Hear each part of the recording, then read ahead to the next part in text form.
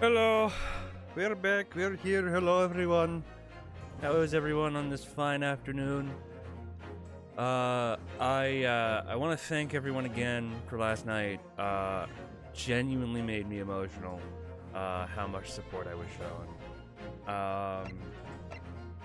Just for being me, you know, and that was it. It's absolutely, it's absolutely great. Genuinely, I almost, when I was thinking about it again last night, I got teary-eyed at how how much support I was shown. But with all that sappy shit out of the way, we are we are back here for another round of Great Ace Attorney 2. Because that is our game that we are playing on the Switch this time around. So, without further ado, last time we got like past the first part of the investigation, first part of the court case, the first trial, and now we're going to the second part. And if you thought my femme voice was going to get a break today, no. Because at least two of the three, at least two of the people in this case are female.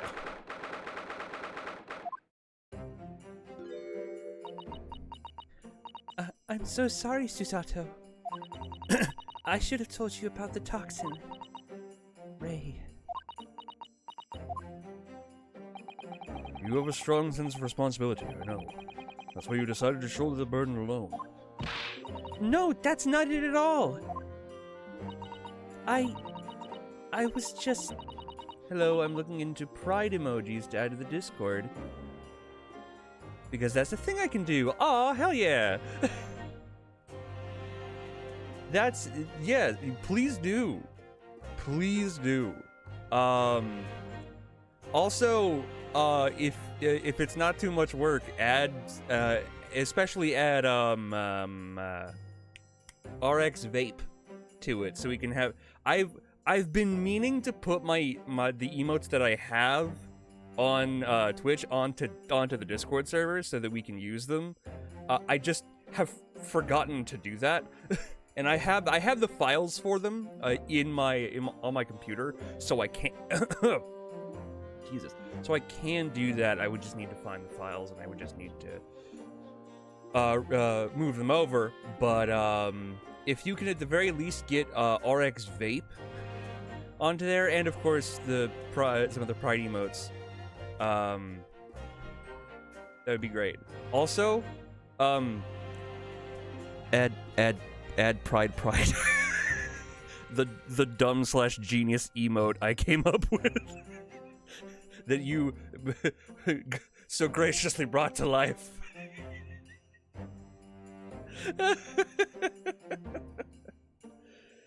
Oh, pride. Can try. All right, thank you. I was just scared of my failure coming to light, that's all. So I'd hoped to retrieve the substance from the Englishwoman before anyone found out.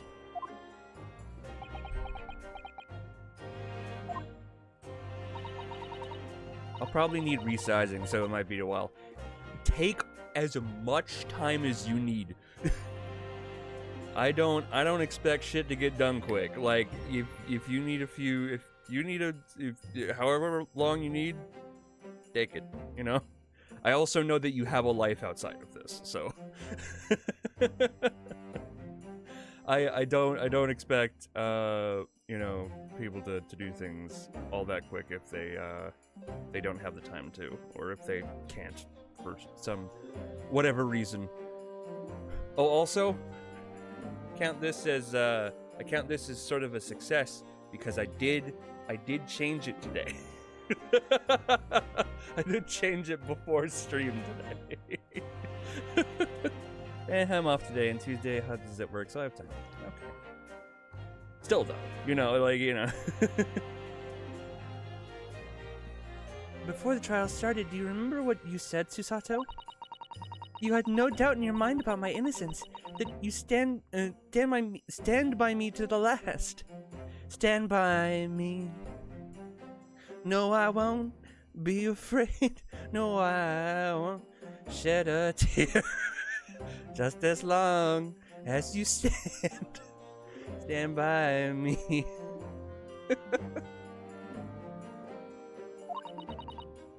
I remember. And yet I didn't deserve your trust in me.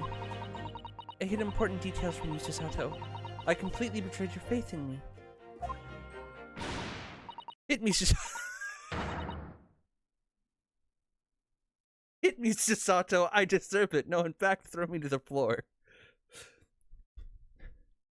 So, on top of most likely being lesbian in Lesbians with Susato, she is also most likely into girls who can kick her ass.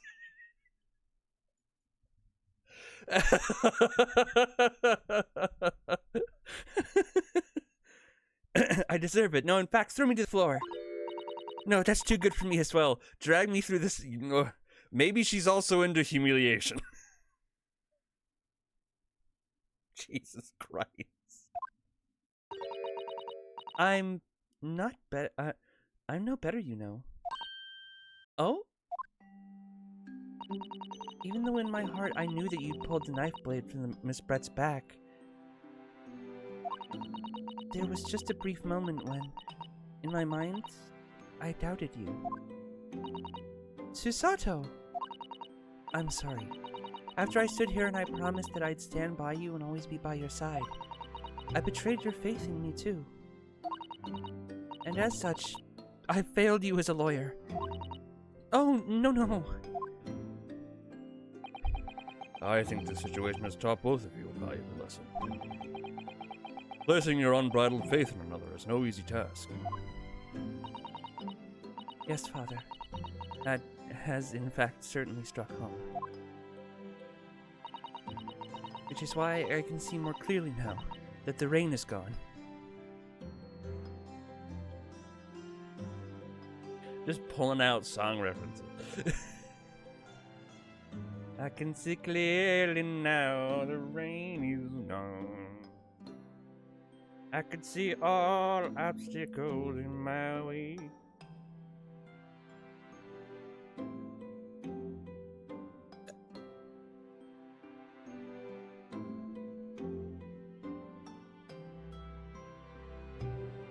Anyway.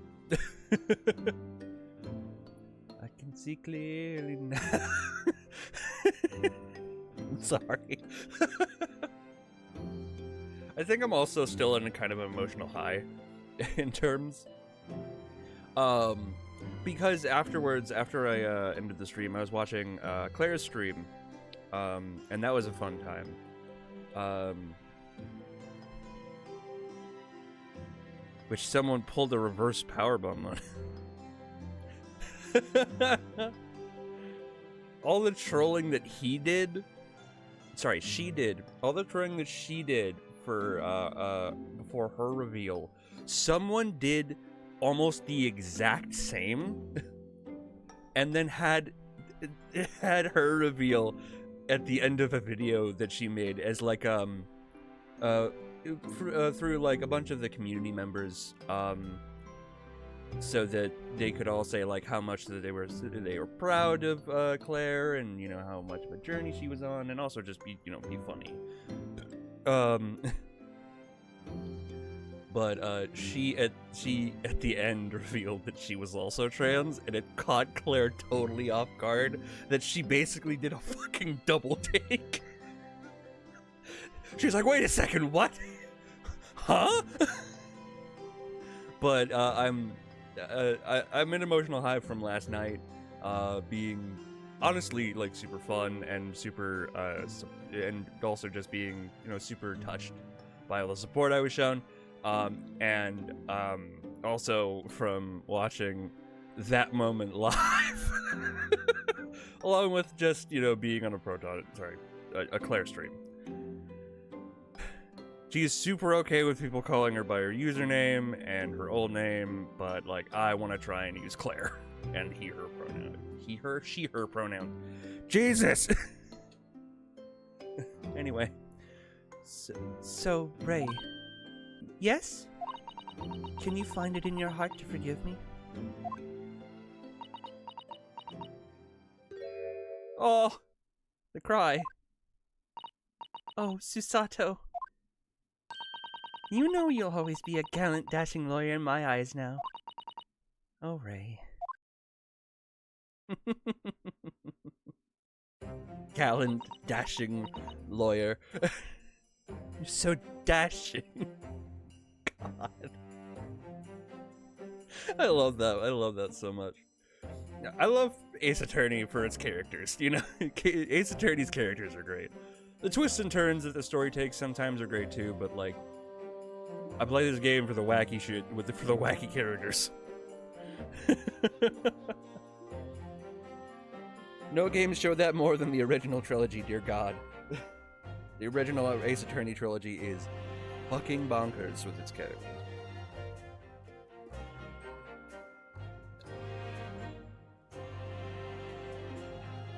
Oh, literally right before stream, I bought some makeup. Bought some eyeliner, and I bought some eyeshadow. And it wasn't like, you know, like a vibrant color of eyeshadow. It was actually like, it was called eye enhancers. So, I mean, hey, expect that in the next few Femday streams.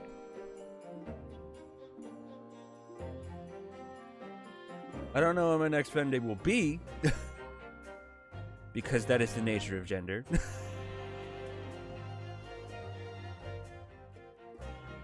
I almost thought that this morning it was gonna be another Femday, but quickly figured out it was like, oh no, no, I'm feeling more masked today. Ugh. It is hard. It is definitely hard to kind of parse what I'm feeling that day in terms of gender, which I might find methods. Whether they be, whether they be like, meditation methods, or I really want to get back into meditation at some point. I'm delaying this story for personal, which is usually what I use, Saturday streams for, or Monday streams. Which, reminder, no Monday stream this week, because I am working Monday. I think it'll be my first Monday working at this place in a while. I think since I first started. But anyway. I was so scared, when it happened. I didn't know what was going on. The Englishwoman was sitting at the back of the hut, listening to what I was saying. I know it was you who stole the poison. Well now, whatever do you mean? And then a moment later, she suddenly got to her feet,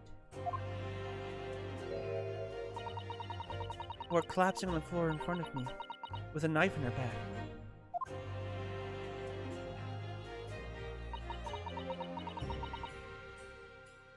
It all happened right before my eyes.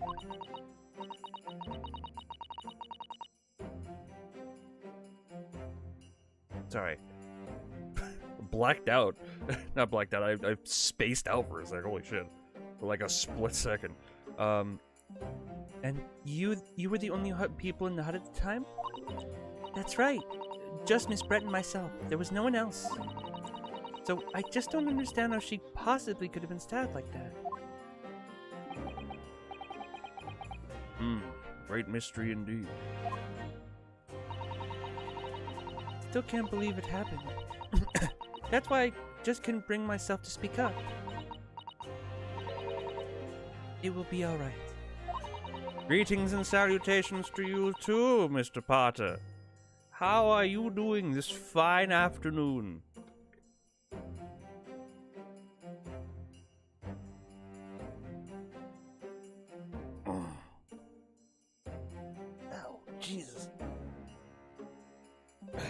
didn't stretch that much this morning, Jesus.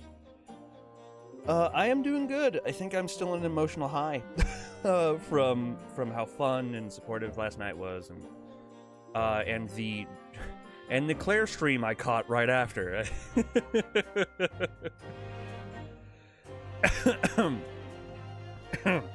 Oh, jeez. However it happened and whatever really went on by the sea that day, I promise you, I'm going to prove everything you saw is true. Spoken like a true Mikotoba. Now, I think we should discuss what's coming up in the trial, don't you? We don't have much time. We must make sure we have our facts in order. Yes, I expect the poison is going to come under close scrutiny in the upcoming proceedings. The police should hopefully have identified it on the blade by now. The trouble is, it's a completely new laboratory synthesis blend of alkaloids. The police won't have any way of testing for it. Oh, I see. Yes. Without this chemical reagent, it's impossible to detect the toxin. Chemical reagent? I sent a colleague of mine off with some earlier to deliver to police headquarters. I think perhaps you should have some as well, just in case. The chemical reagent. Special indicator solution for a new poison under development by my father's team. It's been created in strict secrecy and exists only in my father's laboratory. My father's laboratory.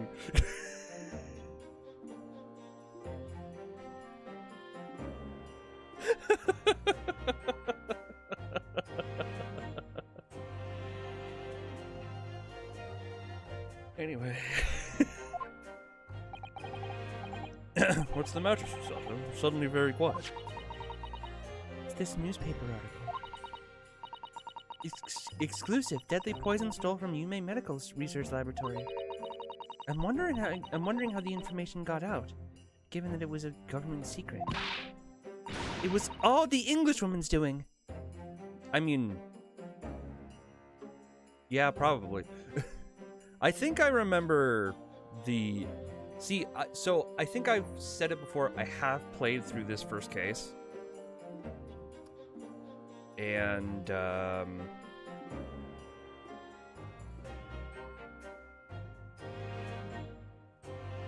little bit of the second case. I was trying to figure out how to words.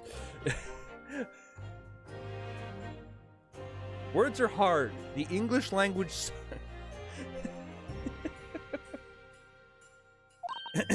What? It was when the professor and Saseki-san were being interviewed at the laboratory. The so-called English is that so-called English lady. Also, swanned in is such a good fucking verb for her, considering that she has a literal swan on her hat. And without any compunction, said to Professor Mikotoba, "Oh, Professor, surely your guests would love to hear about your work on that substance there." It put me in a very awkward position, to be frank. But Saseki-san's curiosity had been piqued, so I had a little choice but to give him a cursory introduction. So then, Saseki-san knew about the poison? Yes, and it's highly likely. The reporter who was writing on the story about us would have caught a glimpse of the toxin too. This Memo-san. I feel like court would be a lot more interesting if it happened like in games. It would also be a lot of like really circumstantial evidence, and also just tons and tons of bullshit. Do you know how much of Phoenix's career has stemmed on him being from an excellent bullshitter and having just a fucking just rolling a nat 20 on luck every time? Do you know how much of his career is based on that? Because if you don't, you should really go watch playthroughs. You should really go. I mean, like, if you have any interest in Ace Attorney, you should either watch playthroughs or buy the collections on Steam. But counterpoint, Lady with a Swan as a hat. That's just 1800s fashion. That was just 1800s fashion. Have you seen hats from the 1800s? Especially English hats? Dear God. My mom, one of my mom's favorite musicals is Hello, Dolly. And in that, it takes place in England in around the Victorian age, and the hats they have. Oh my gosh, by golly, the hats. They are so fucking funny. They are so big and vibrant and just so extra. By the way, did that reporter join you all when you went to the beach? Oh, no, I don't remember the reporter being there. Indeed, he shouldn't have been. I very much doubt anyone would have wanted him there. I very much doubt that anyone would have wanted him there is not going to stop the paparazzi. I'm not kidding. No one wants you here is just a challenge to the paparazzi. No one wants you here. All right, bet.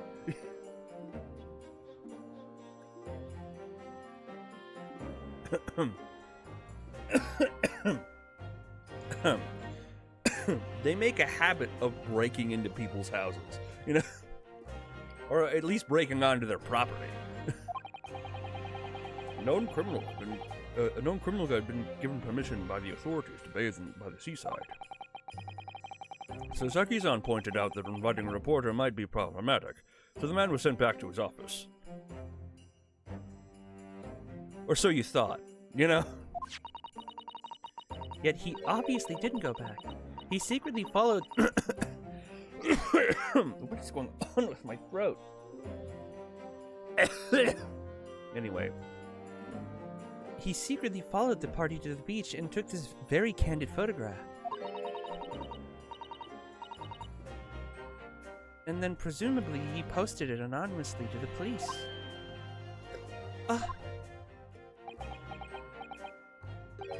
Yes, that must be what happened. Counsel? Just heard the new witness is now ready to testify. Trial is about to resume. Please proceed into the courtroom at once.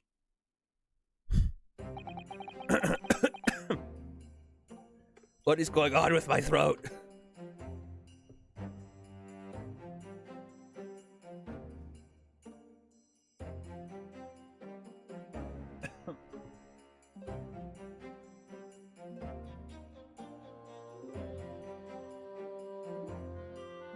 Give me a second.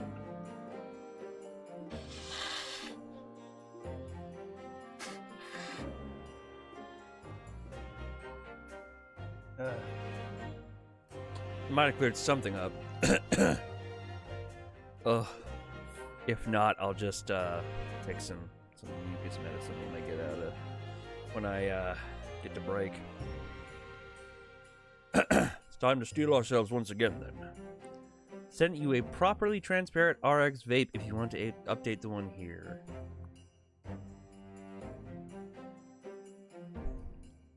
Ah, perfect.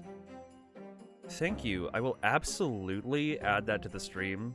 I will add it later on.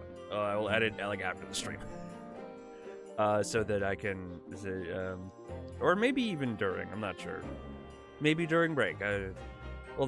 During this break, I need to go see my dog because she hates when I go to stream because I close my door because I don't want her coming in and messing up the green screen. Because if y'all were here or remember, at one point she sat on the green screen, like some of the green screen hangs to the floor, and she sat on it. and it started to topple over.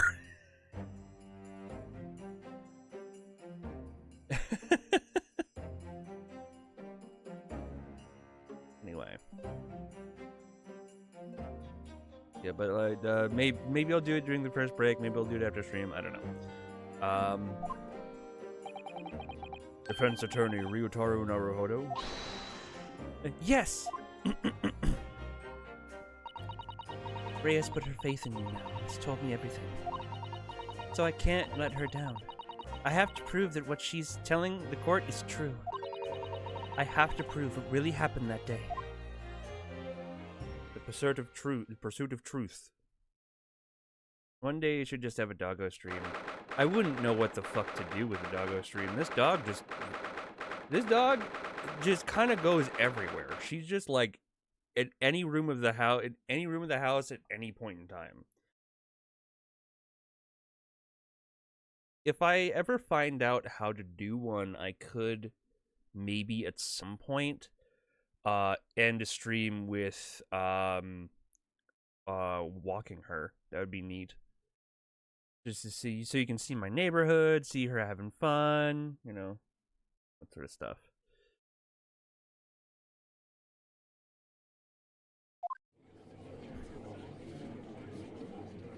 A lot of fun on her walks. She is so preoccupied with getting every single smell. I hereby call this court to order. So we can reconvene the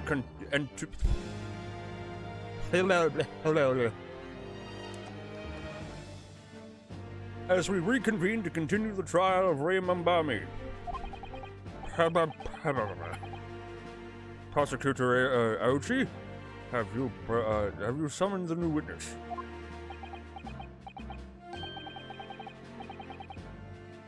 Before I answer that question and you get mad at me, Your Excellency. I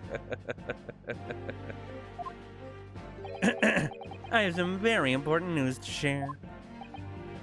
Oh? Are you pregnant? Are you getting married? What news? And why does he look so happy about it? Is he pregnant? During the recess with the collaboration of Professor Mikotoba's laboratory and Yume University,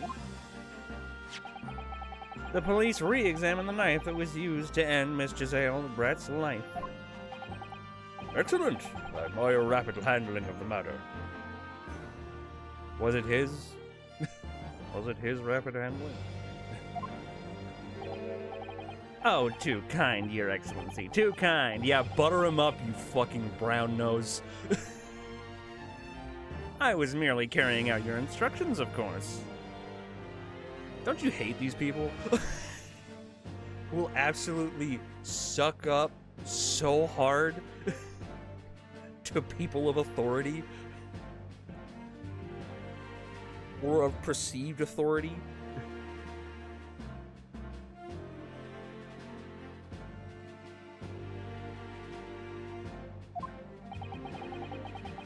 I had the reagent delivered to police headquarters by rickshaw, so it would be there in good time. Rickshaw. Jesus. But judging by this man's swagger, I fear we might need to brace ourselves for the inevitable. And counsel? What were the results? This dagger, which was so cruelly used to end the life of the Shut the fuck up with your flowery fucking language, you asshole. Just get to the goddamn point. has no trace of poison anywhere along its blade. What? Are you sure about that? I would stake the reputation of the police on it.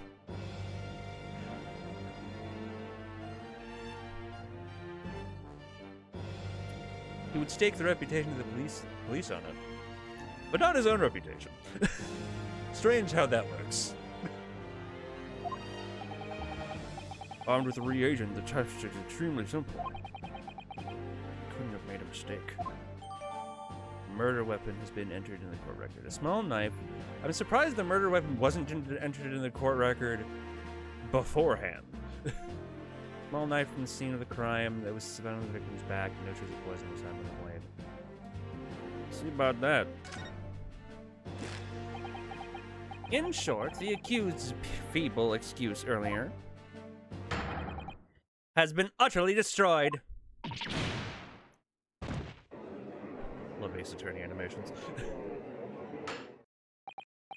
Now, the prosecution is ready to call the new witness.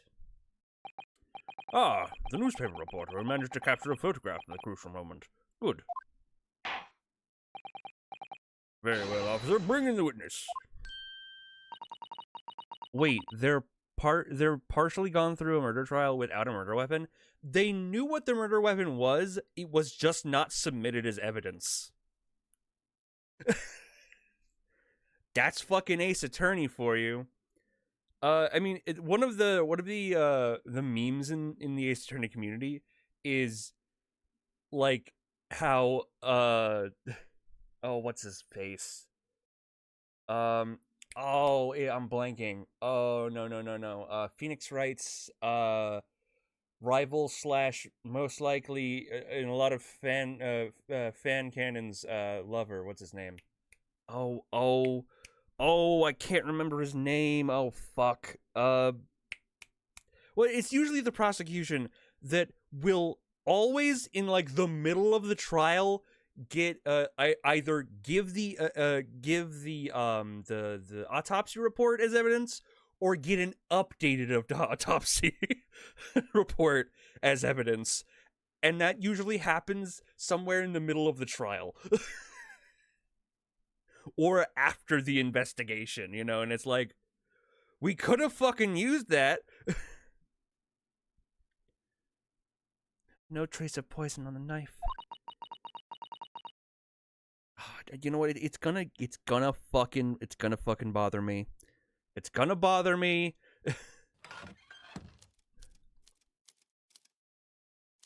It bothers me a lot. And that one's still green.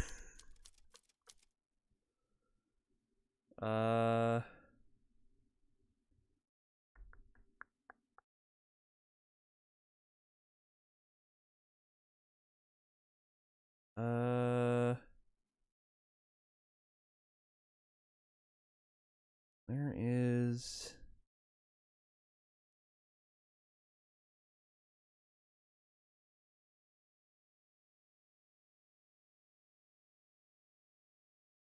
Ah, Miles Edgeworth. Edgeworth usually comes in with a fucking autopsy report. I had to God damn it. It was like I was on the tip of my fucking tongue the entire time. God damn it. BRB BMH owes me ice cream. Aw. Well, have fun with ice cream. Phoenix Edging's boyfriend. Well,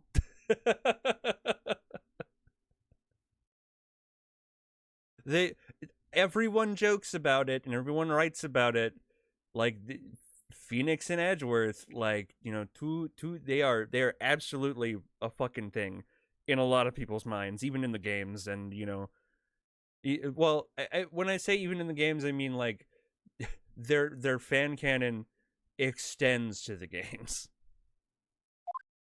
If that's really the case, how could the toxin have entered the victim's body?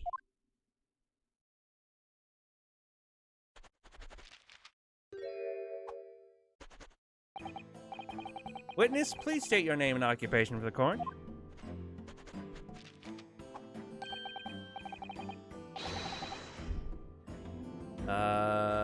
Let's see.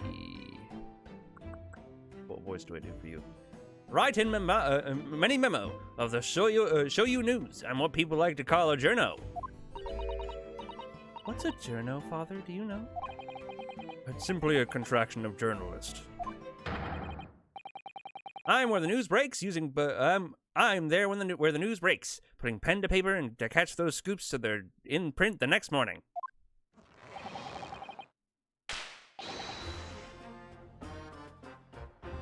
Jesus. How is he not in pain after that? They don't call me the hero of the Herald for nothing. The nice guy of the news. Oh, so, it was you who took the photograph, was it? Well, what have we here? I'm sorry? Ooh, brace yourselves, people! Mighty Memo senses a scoop in the offing. Oh god, a nice guy. I don't think that's what he means. He's definitely not a nice man. Female student of the foul play defended by curiously handsome young lawyer in Supreme Court. Curiously handsome? Something you're not telling us?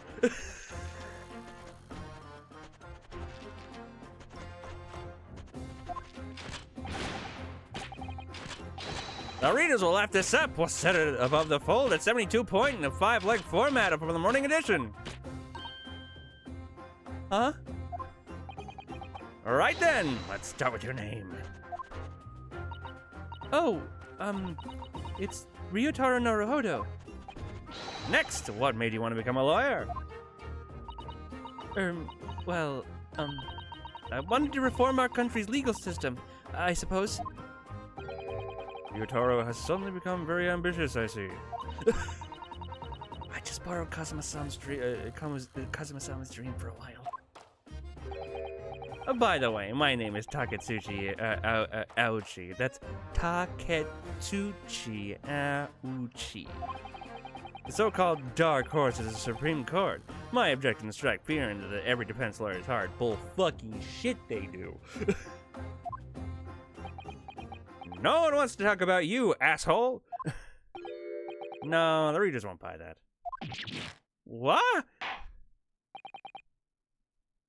Yeah, he was like, nah, you're old. you're way too old to be the headline, you know. Witness? Yes? What this court demands to know is whether or not you were responsible for taking this picture.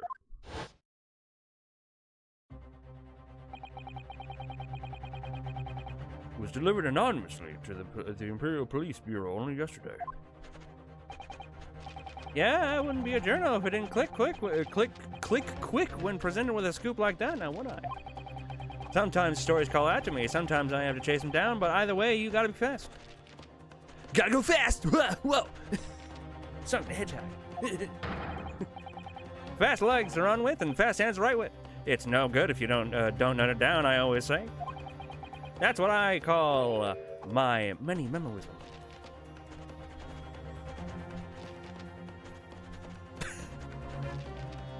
God. Many memoism?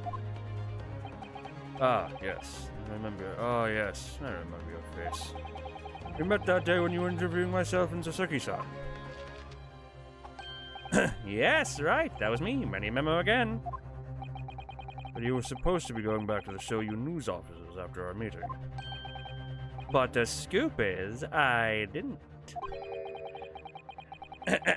Because the Englishwoman's word had piqued my journalistic interest. Miss Brett's words? A criminal left to do as she pleases just because she happens to be a British citizen? That, it's horse dung. This country's judiciary is rotten to the core. Yeah. I feel like that's a lot of country judiciary. Looking directly at us. Anyway, the Supreme Court rulings aren't worth the paper they're written down on. The police are just imperial pawns. Stay your tongue, young man. There are complex political issues at play. Well, anyway, I quickly jotted down those words. She said in my many memo pad. Fuck you. Also, where did you get a second pencil? Oh, you just have an infinite supply of pencils in your ears? stacked under his hair is just pencils. Oh, you ready? I'll read it out. So right here goes. I should like to go with everyone to see our country's coast. A serious criminal gets on some junket? I'm assuming that's junket. Under that hat, he has just more pencils. It pulls off the hat, all the pencils.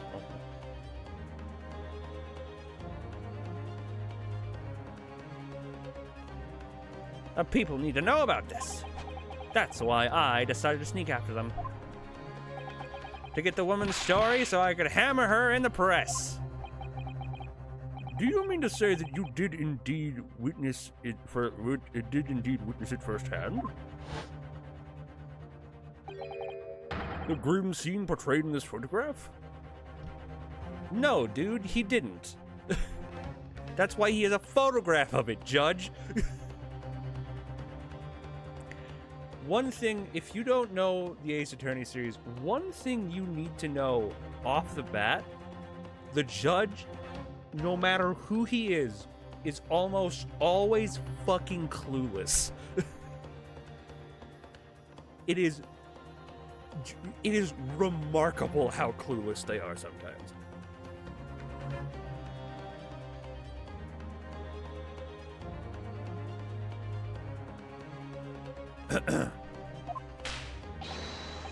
Oh yes, saw with my very own journo eyes.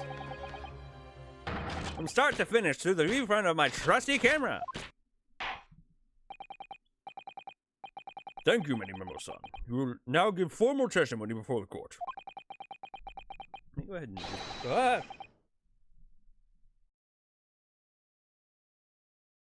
Sorry, hold on. Microphone's being a dirty bitch.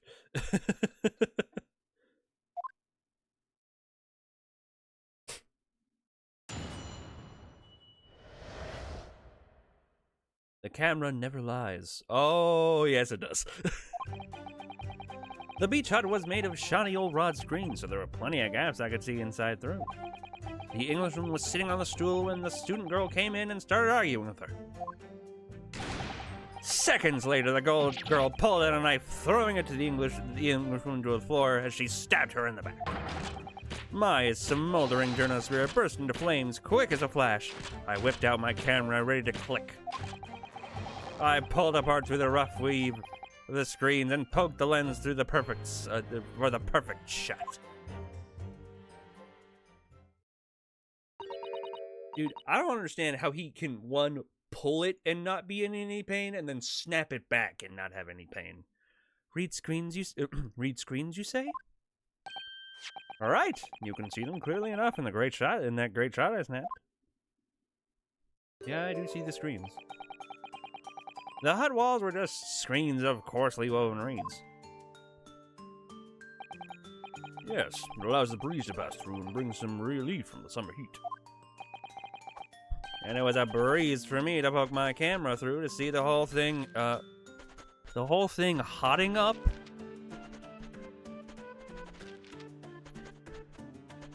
Wouldn't it be heating? Ignoring for the time being the appalling invasion of privacy involved. He's paparazzi. He's not going to care about privacy. Did you witness everything that happened from the moment of the defendant entered the hut? Oh yes, I saw it. The whole thing from start to finish. And you say that you took the photograph through a gap in one of the screens. Luckily for me, they were pretty shoddily woven. That guy is also gonna get lead poisoning. He's putting his the tip of his pencil to his tongue. He's gonna get lead poisoning. I pulled the reeds apart and thrust the lens of my camera through the gap. Would I get away with it? Would I be seen? It was the gamble of a lifetime. A tenacity of purpose is considered admirable in a journalist, I suppose. Yes, admirable in a journalist. Invading people's privacy in their most vulnerable moments. You know what? Yeah. Especially if you're paparazzi. I despise the paparazzi. I feel like I'm, that's not a hot take at all, but like I despise the paparazzi. Run a risk one day and a scoop the next. That's minimalism in a nutshell. At last, it would appear we have a genuine witness to this wicked crime. The evidence and testimony are extremely compelling. I believe that we are maybe close to a verdict. No. Oh, wonderful news, Your Excellency. Wonderful.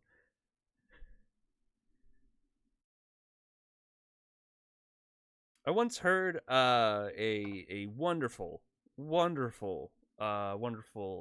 thing about brown nosing. I was listening to We're Alive. It's a fun zombie podcast. Fun. It's a good zombie podcast. It's about it's a zombie story. At one point, one character is talking about another and saying, there's a character that's brown nosing to another character, and he said, like, if that guy brown noses anymore, his head is going to be his head is officially going to be up his ass, up insert character's ass. And this this is close.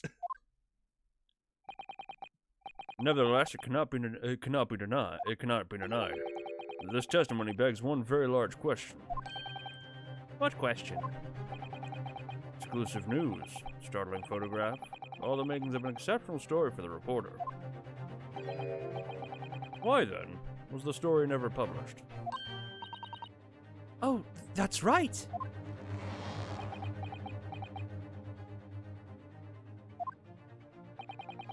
It seems clear to me that there are circumstances at play here that are yet to be understood. Ha! More pathetic excuses.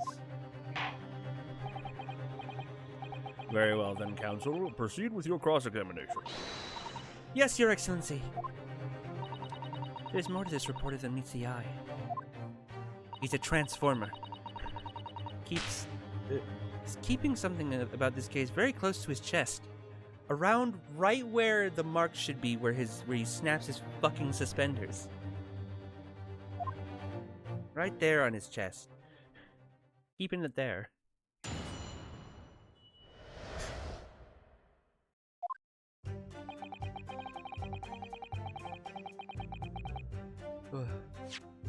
Oops.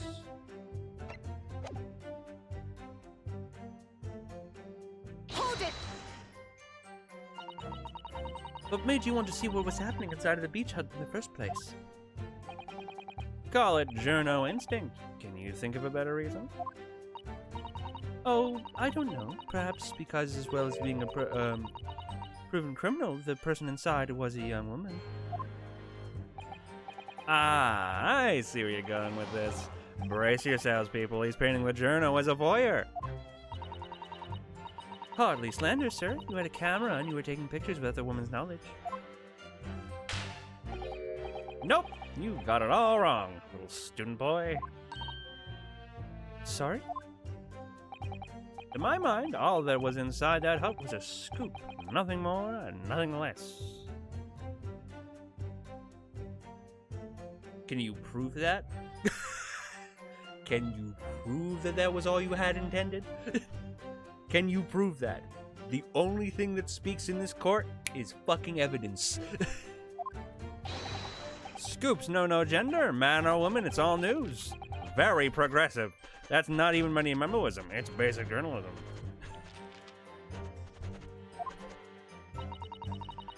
Oh, the courtroom was indiscriminate.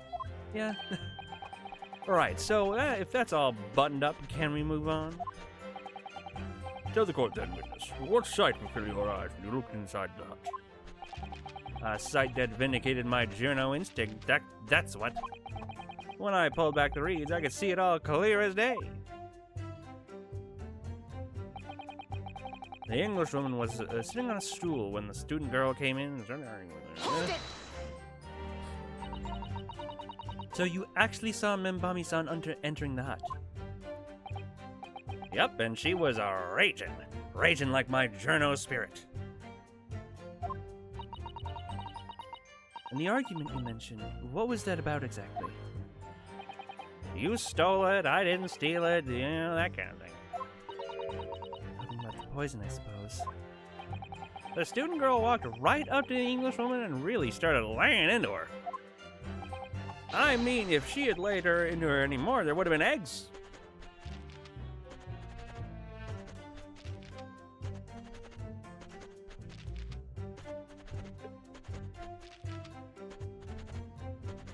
What? Wait, he uses a pencil, but he has ink on his hand? Oh, that comes up. That comes up.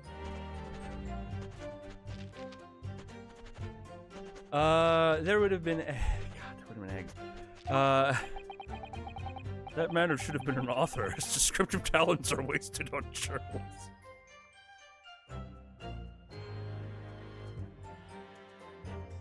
Thank you, Professor Mikitoba. But the student's ranting fell on deaf ears like a Japanese person listening to English for the first. He really ought to work with smiles first, though, to be honest. Similes first, though, to be honest. Anyway, the point is that woman in the dock was mightily angry. And her temper finally got the better of her, it seems, dear me. Which was the climactic moment that I caught on film. Seconds later, the girl, pulled out a knife, stabbed her. Hold it! Do you swear before this court that you actually saw the precise moment when the stabbing took place? Ha! The precise moment? I didn't just see that. I saw the whole hellish scene play out from start to finish. I have here a simple plan of the beach hut, which was also not submitted until just now. Perhaps you could use it to explain to the court exactly what you witnessed. No thanks. Right you are. It's all here in my many memo pad. God, I hate the many memo pad. When I first peered into the hut, I'm sure that the Englishwoman was on this stool at the back of the hut here. Yes, the accused's own testimony confirmed that. She just sat at the back of the hut, smiling sweetly, is what I have noted down. It's my turn to testify now. Try not to interrupt. Many memo memory pad.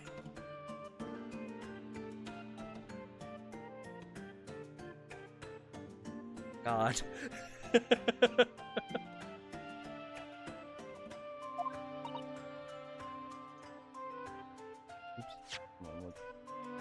Oh yeah, try not to interrupt.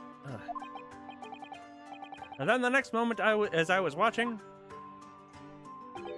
the evil student girl entered the evil student girl. Try to refrain from using such leading fucking language. After a while, the pair of them ended up in the middle of the hut, arguing furiously. The Englishwoman went for the student, but the girl dodged out of the way. Went for the student? And in a flash, plunged the knife into her adversary's back as the two passed each other. What you're describing is a grim scene indeed. Never sugarcoat the truth. That's what the money memoism says. The beach hut plan has been entered in the court record. By the way, Mini Memo-san, whilst you were watching that terrible scene unfold before your eyes through the gap in the screen, like a goddamn pervert, did it not occur to you to try to prevent the tragedy rather than capture it on film? Ah, yes. Journos have to be observers. We can't get involved. That's the prime directive. I'm assuming Raison did that word. I'm assuming the one with the D and that one. I'm assuming that is basically prime directive. So you didn't converse with Miss Brett at all? Obviously not. An observer always remains on the outside looking in. Unless you're Marvel, in which Uatu just kinda does whatever he wants. And that's something to be proud of, is it? Your Excellency, if I may. Yes, Professor?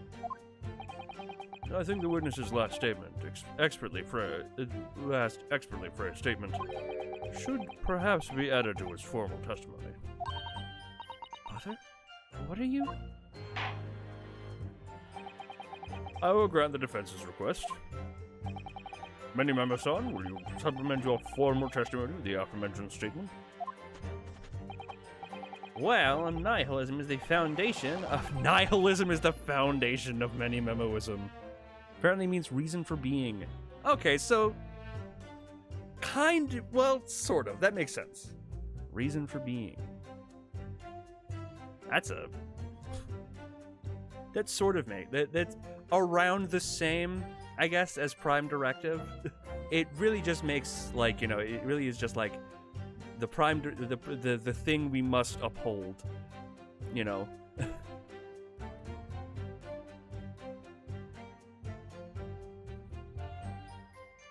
Like, for example, when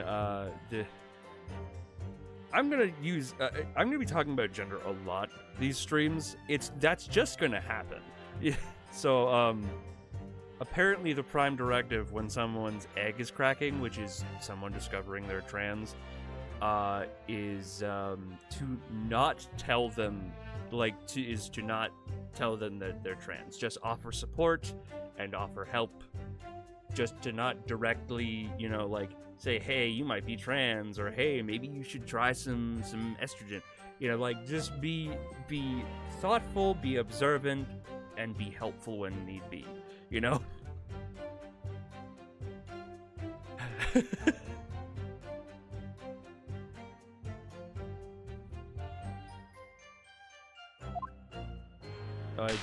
Oops. Hold on. Well, nihilism is the foundation of many memoism, but I'll gladly prove that my words aren't meaningless. I never once set foot in the hut, nor spoke with the Englishwoman. I was only there as an observer. Hold it! Really? You didn't set foot inside the hut at all? Are you quite sure about... Are you sure about that?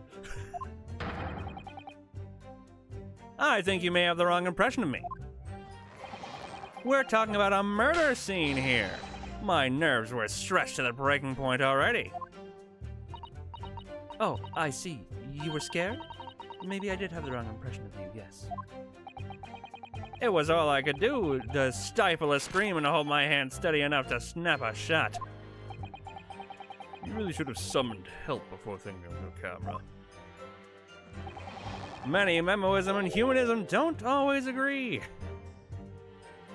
Fuck humans, if there's a scoop, there's a scoop. Fuck human decency. And most of the time in those instances, many memoism comes out on top because that makes me money.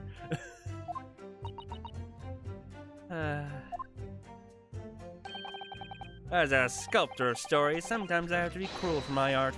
Yes, that's spot on. Gotta write that one down. Surely he's making all this up. No. Claims to have spied the whole affair from start to finish. If true, his testimony is devastating. But it does seem as though he's holding something back, doesn't it? If that's how you feel, I suggest you trust your instincts and press him on everything he said. And as you've no doubt seen done many times before in your role as judicial assistant. Yes, I have. Seen witnesses like this pressed often. I know exactly what to do. I've already pressed every single statement this man has said, so...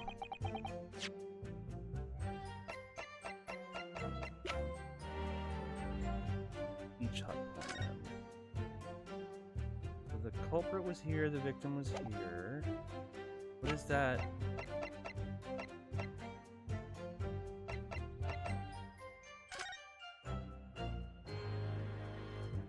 No, that kind of shows it.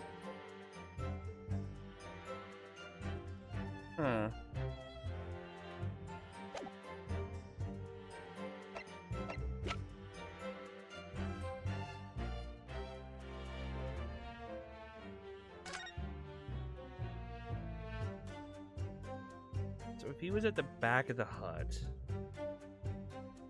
like right around where that table is, or maybe like in between the table and the chair, he definitely would have caught that, and the culprit and the victim placement absolutely makes sense. Hold on. Oh my god.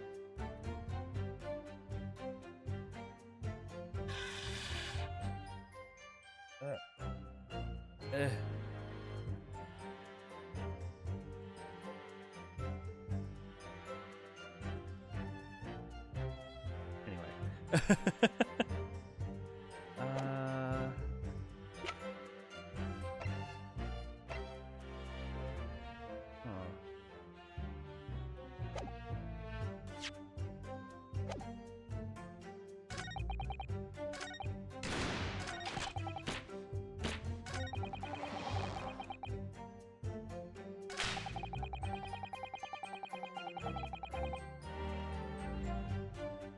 Huh.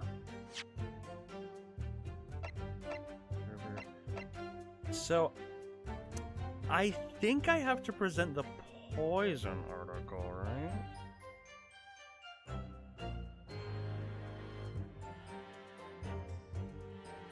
Well, he said never once stepped foot in a hut.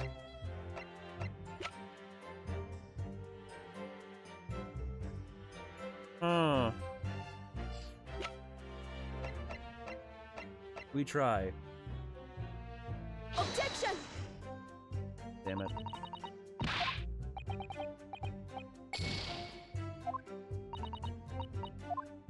Oops. My bad. Oh, oops. Shit.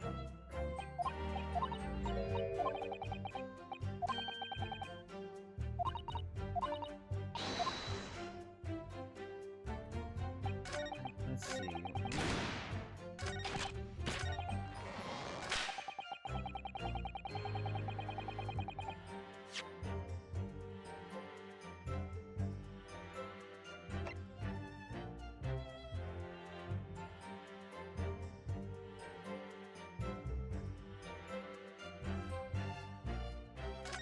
This.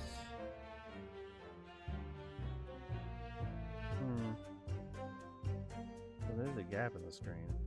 Let me see.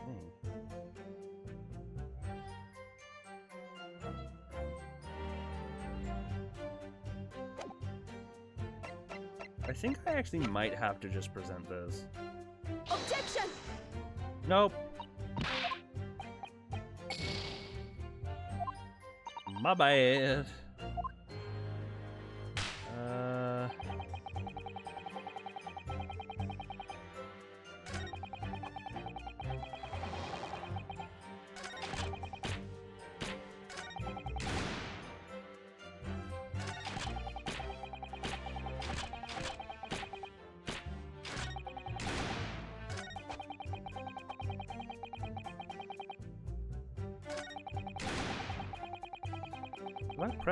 Did I press everything actually? Hold it!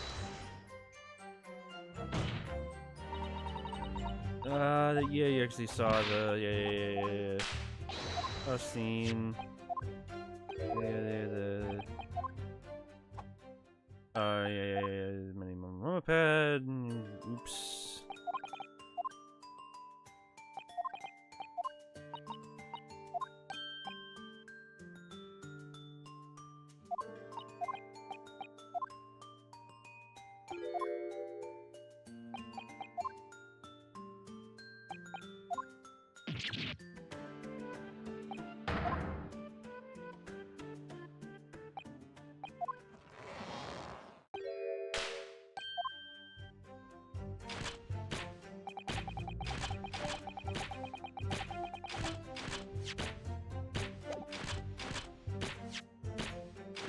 Oops.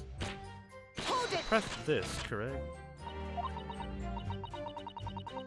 Oh, yeah. The court is fully aware of your desire to capture the incident on film, I'm sure. Well, oh, god damn it.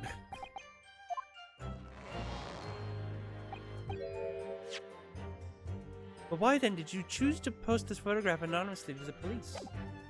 I'm afraid I don't understand a word that's coming out of your mouth. I'm asking why, as a journalist, you decided not to make a story out of the incident. Think of me as a sculptor. Sculpture makes art out of sordid private details of other people's lives.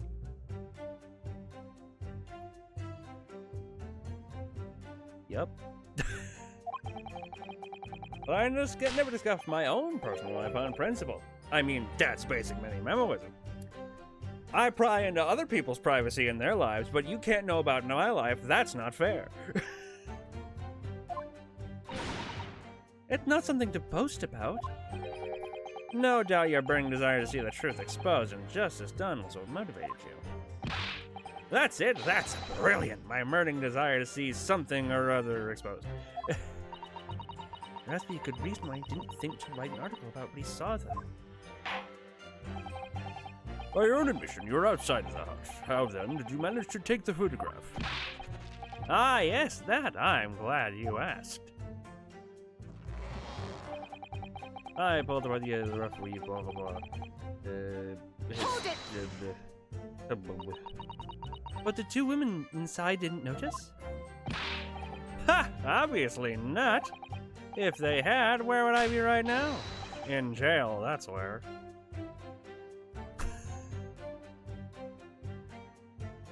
If those two women saw me trying to sneakily photograph them, I would have been sent to prison for being a pervert.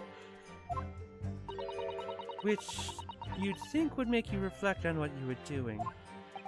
No, Journo's job is to collect little snippets of life as unobtrusively as possible.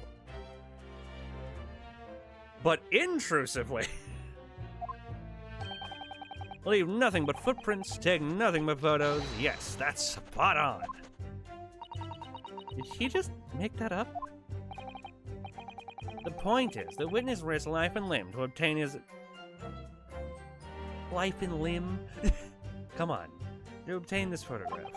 And this photograph reveals the whole truth. There is nothing more to be said.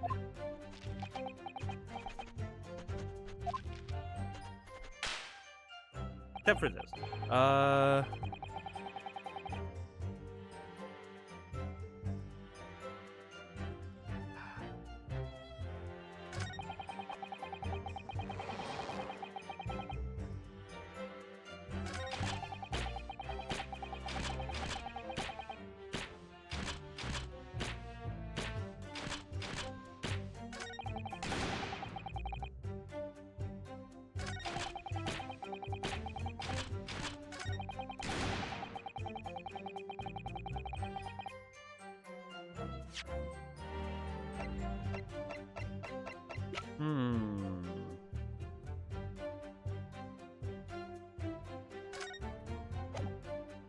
Maybe I press here. Objection! Nope!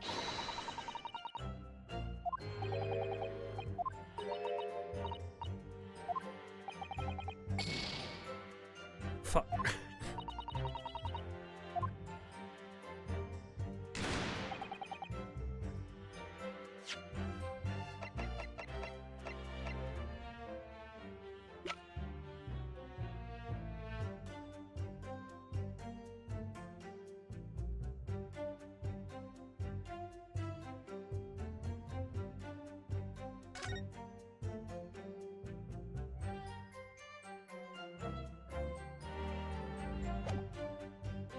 Huh.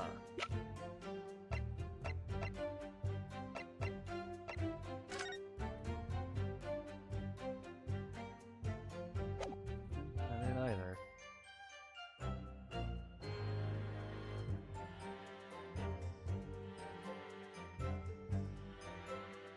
One second, I'm stuck. Just, Great Ace Attorney 2 case 1.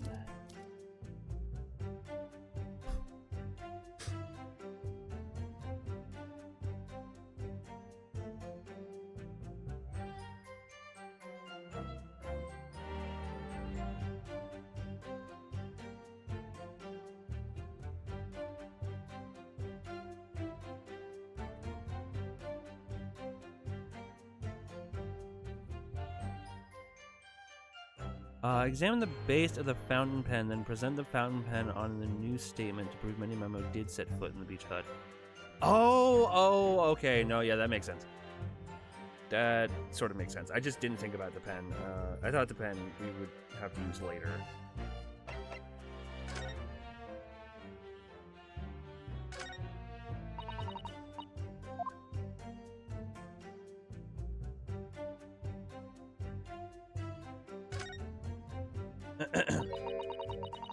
The RM initials are very clearly engraved here.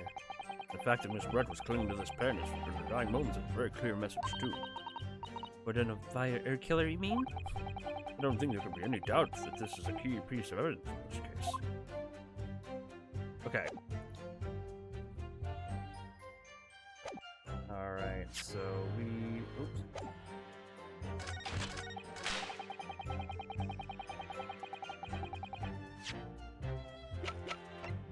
We will present this and go to break.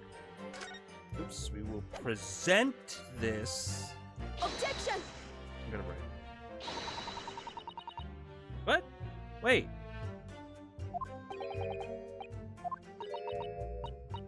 What? Wait a minute. Wait a minute. What?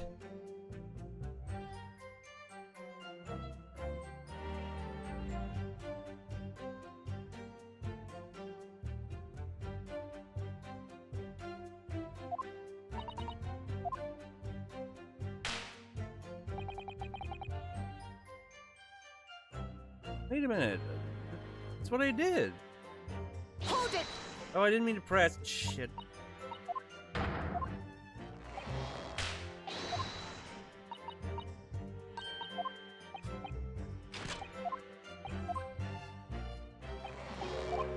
Sorry, hold on.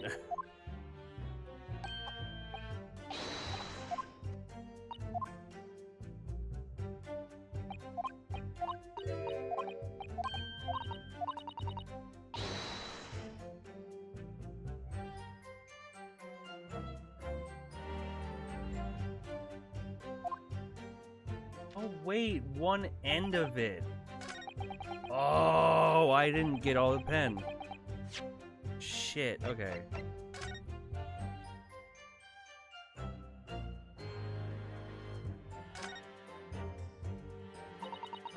There's some sort of emblem here, look.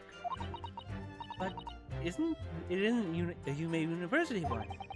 It must belong to some other organization, I suppose, a business of some kind. That would imply that the pen doesn't in fact belong to Ray. Oops, my bad.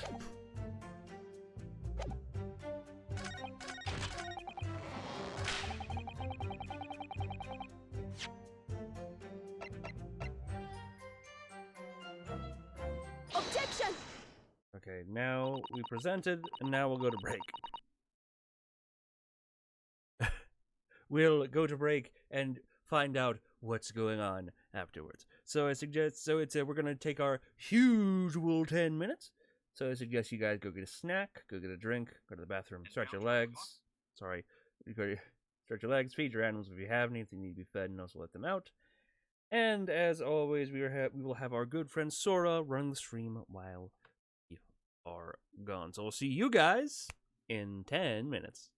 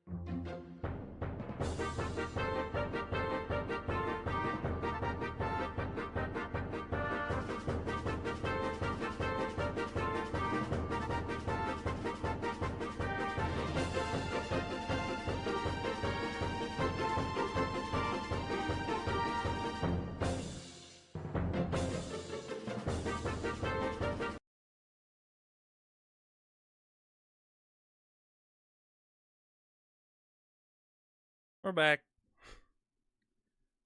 Time to see what's going on. Many Memo-san, until now I've had a firm belief that newspapers are in the business of uncovering and publishing the truth. You're spot on there. The press doesn't lie. The press doesn't lie. Funny. You should be a comedian, Mr. Minimum.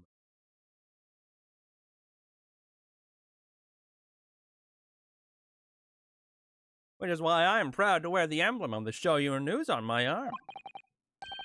In a way, that's more many memoism. Sadly, though, it seems the journalists who write for those papers don't always share the same passion for truth. What are you suggesting with those recriminatory words, Counsel? Many Memo-san, do you recognize this fountain pen? This pen was found at the scene of Miss Brett's death. In fact, the murder victim was gripping it in her hand as she died. Oh, what are you? If you look on the barrel of the pen, you'll notice that the owner's initials are engraved there. R.M. Yes, thank you for bringing that up, Counsel. The initials of the accused, Ray Mambami. Is it a coincidence, I wonder, that your initials are also RM? No. Right 10 Many Memo, RM? That's horse dung. Can't you see one of the central tenets of Many Memoism is being a pencil user? And yet, as the court will clearly be able to see on your right hand, Dodge Potter, is a very obvious blue ink stain. It appeared that you must have rather carelessly left it somewhere recently. Your favorite fountain pen, that is.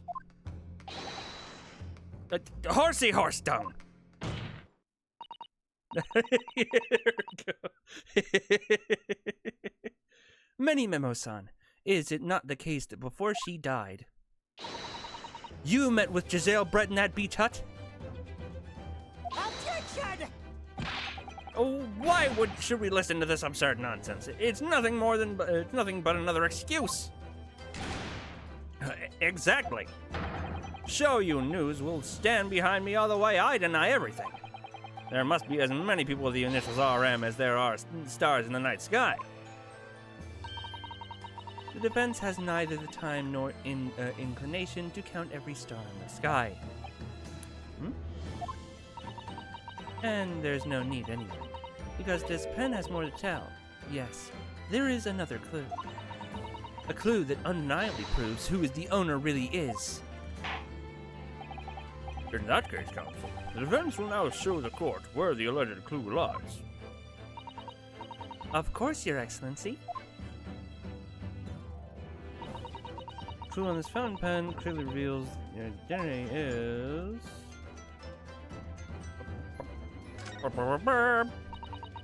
Oh, oops. I have to present it. My bad. As well as the initials, there is also an emblem on this fountain pen. An emblem that you will, of course, recognize, Many Memo-san. Goodness me, it's the emblem of the Show You News.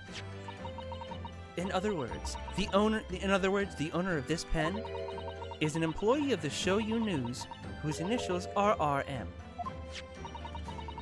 Suddenly, the stars in the night sky don't seem so numerous, do they? Well, Many Memo-san, how do you respond? No!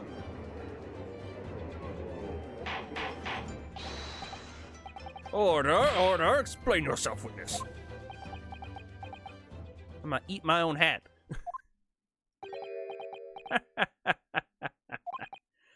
So, this is how the mighty Supreme Court works, is it? Using coercive tactics to have well-meaning citizens reveal harmless secrets. I've used nothing but honest tactics. Alright then, fine. I won't try to hide it anymore. Yes, not long before the grim tragedy unfolded, I, a Show You News reporter on behalf of the public, conducted an interview with the Englishwoman. An interview? You never mentioned this before! When exactly was this? As I said, it was before the evil little student girl showed her face in the hut. It couldn't have lasted more than 2 or 3 minutes. That's all. It was just a brief exchange. But it came to nothing, and when, as we many memoirs say, the people don't pay for their dues for unworthy news. However insignificant you deem it to be, the court cannot overlook the meeting between yourself and the victim. You will testify under oath the precise nature of this meeting and what transpired. Got it, yes, alright. But, on one condition. Condition? You are a witness in a murder case, and you have just lied under oath. You are in no position to make conditions. In all good conscience, I couldn't speak out alone about this. You need to call back the earlier witness, Soseki Natsume-san. Soseki-san? Oh yes, according to my notes here, that man has a secret of his own, and brace yourselves because it's not a harmless one. It's big. What? What? Of course, he's dragging someone else under the bus. Many memoism states that one man's secret is every other man's front page story. Uh-huh. Very well. I'll grant the witness's request in this instance. Officer, summon the earlier witness back to the stand. Soseki-san, hiding something?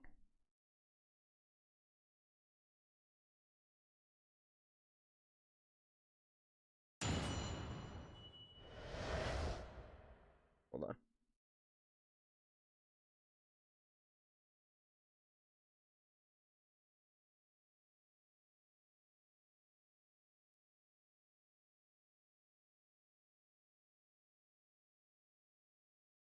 Give me a second. I'm getting a bunch of notifications.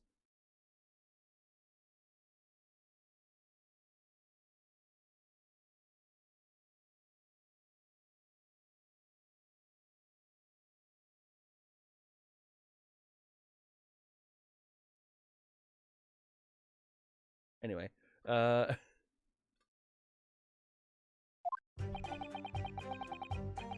hey, if Sunflower, if you're watching, if you're still watching, I did see that you posted Pride, and as I am assuming an emote.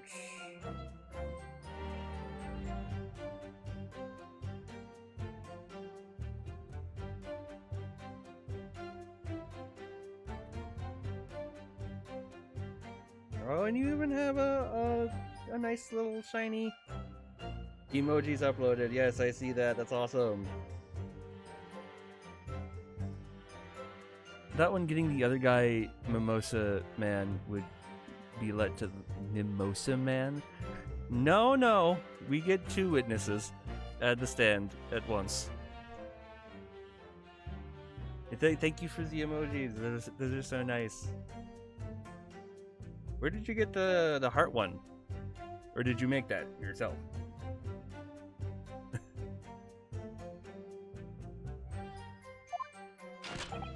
Oh, I forgot to read that. Give me a second. I asked the Englishwoman for an interview, but she declined, so I left the hut without making a fuss. But you said you wrote it down. You said it was a short exchange. But emoji packs online. Okay.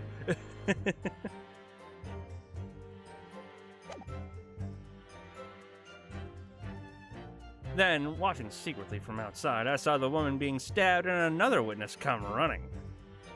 But I had to edit the pride one over one of the existing emojis so it was the proper size. Edit the pride one over one of the existing emojis? What do you mean?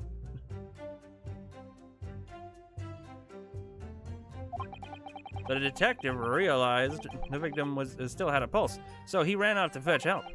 That's when this writer man here asked the woman a very significant question. But he didn't say anything about that in his testimony, which is why many memos and demands I reveal it now.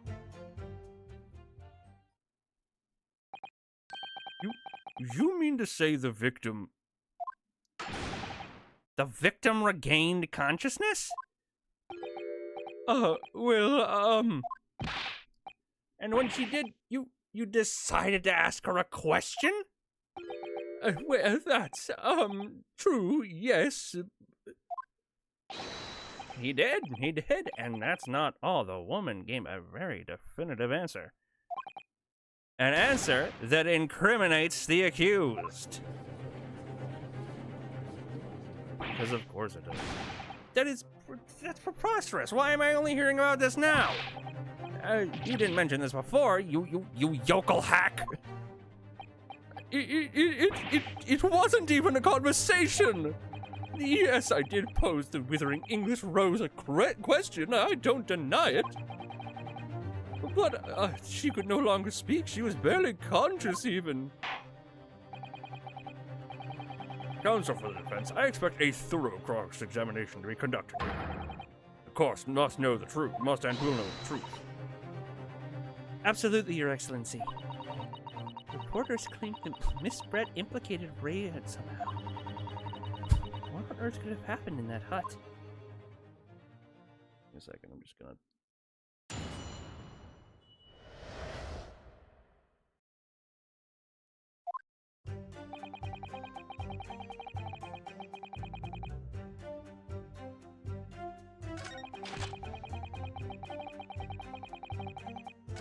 Right to price, oops.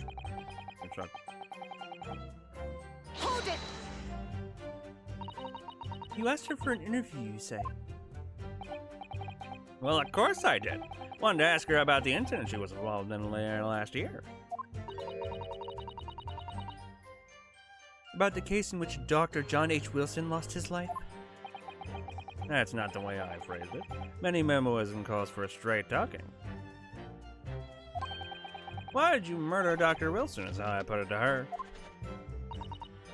Yes, that sort of talking is as straight as a ruler.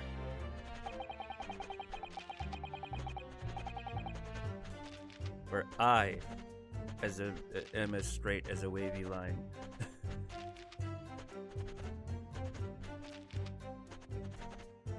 Sometimes I am, sometimes I'm not.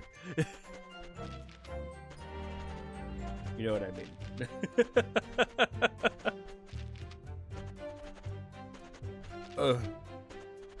I am so sorry, oh my god.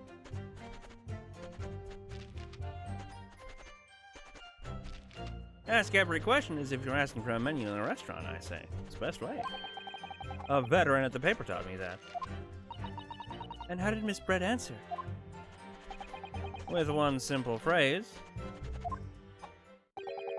Mystery is a woman's charm.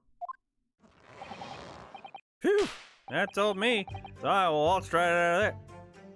Did you get intimidated by that phrase?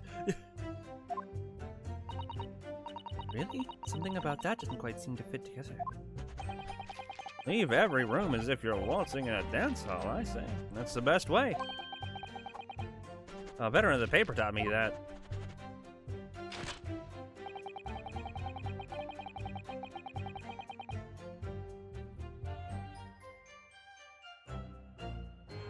Hold it! That was very persistent of you, considering that Miss Brett had just turned you away. Persistence wins the prize. That is, many memoirs will tell you that. Let them think you left, and then just when they lower their guard, then that's when you swoop in for the scoop. And the fruits of your labor are all too apparent in this telling photograph. Though I'm sure the young yokel student would rather not be reminding to this damning evidence. Shut the fuck up. You brown-nosing sociopath.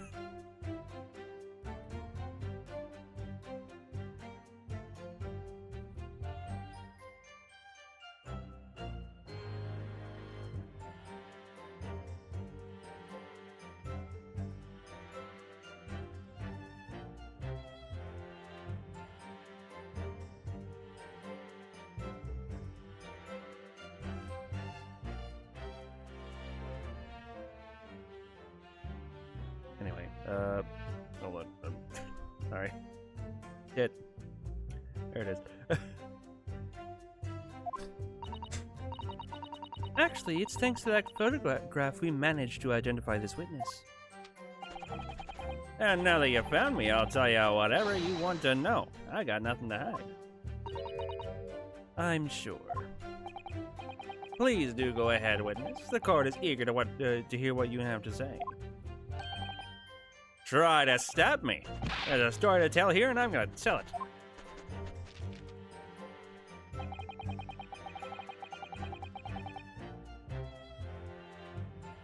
The detective realized that the victim still had a pulse, so he ran off to fetch help.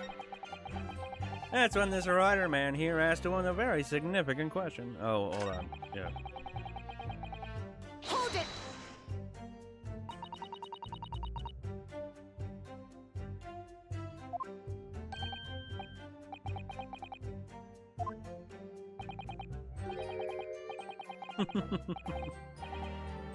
Yep. Oh, like right now. What do you expect? You don't know the terrifying troubles that taunted me while I was traveling abroad. I was accused of murder! At least once. Back behind bars. They'll be coming for me, surely. That's all I could think. I felt as though I was grasping for air, drowning in the sea of cold sweat. Of course, Saseki-san. His experiences of London has scarred him deeply. As the world seemed to close in around me, I quietly recited a prayer to Amida Buddha. Eternal emptiness, empty eternity. The end is coming for me, surely.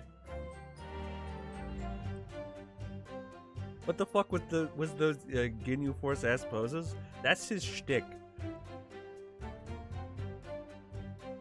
Goku Sentai. No sutras are resound in my courtroom, please. And now we come to the crucial part. That's when it happened. That's when the writer in here asked the one a very significant question. Hold it! Now we need to know the question.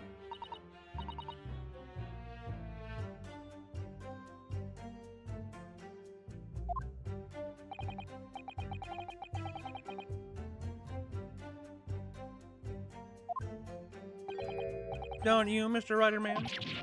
Oh! Out with it, you yokel hack! What did you say to her? What did you say to the dying Englishwoman? Well, in truth, I'd been catching crabs at the water's edge and building castles in the sand, you see. Well, the seaside is a place to be at leisure, I suppose, even for a grown man. But then all of a sudden, from that little beach hut, the young girl's panic-stricken cries for help pierced the air. Ray. I ran up to the beach to see what was happening, to find the defendant leaning over the collapsed victim.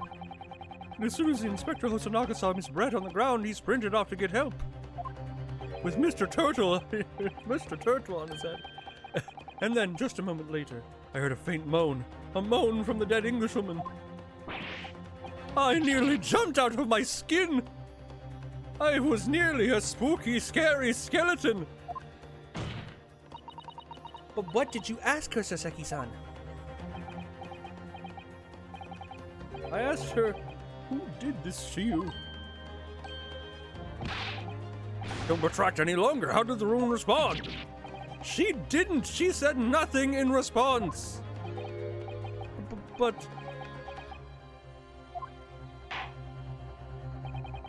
when in the stand, you will answer the questions asked of you unambiguously. Now, without evasion or reticence, I demand you amend your testimony.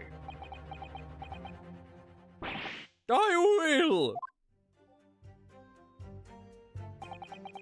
I asked her who did this to you, but she never replied. Wait a minute. Wait a minute. Oh.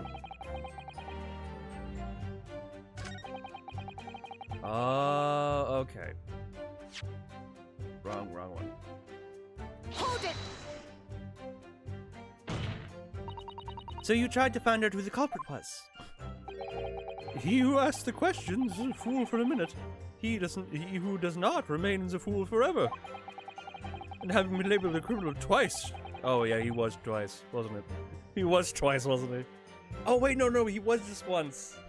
He was just once. Twice comes up later. I was quick to make up my mind. Better not be a fool for a minute than remain. Better to be a fool for a minute than remain a fool in prison forever. However, you've indicated the victim failed to respond, is that correct?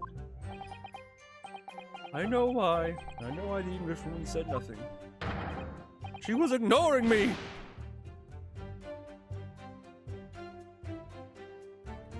Fuck you.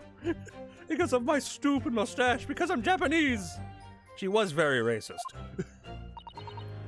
Oh dear, Saseki-san has really developed a dislike for the English, it seems.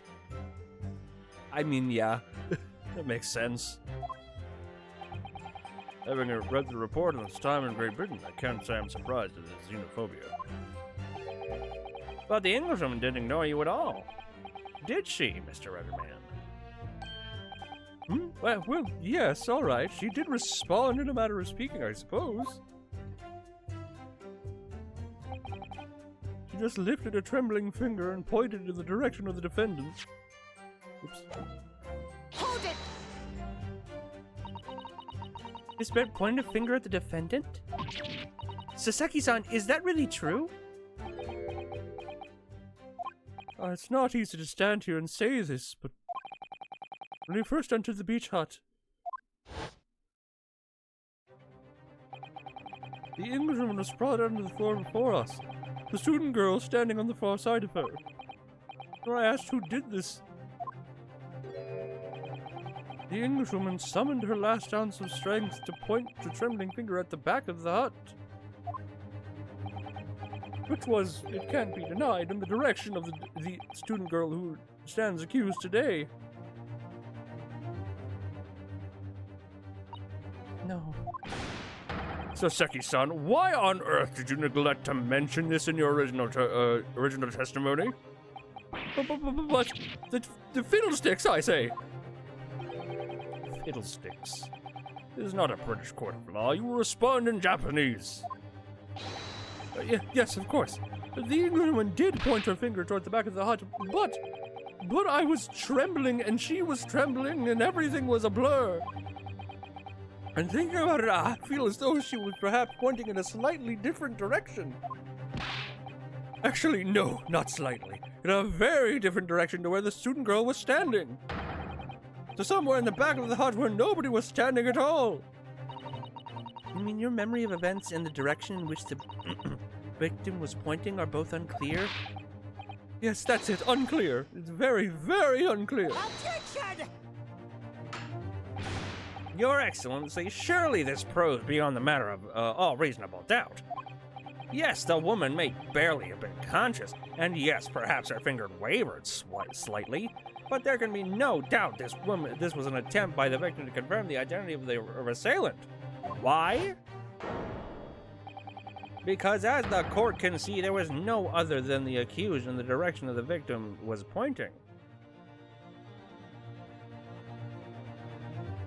Or was there? Get to that in a sec. It is now abundantly clear that no one besides the accused could possibly have committed the crime.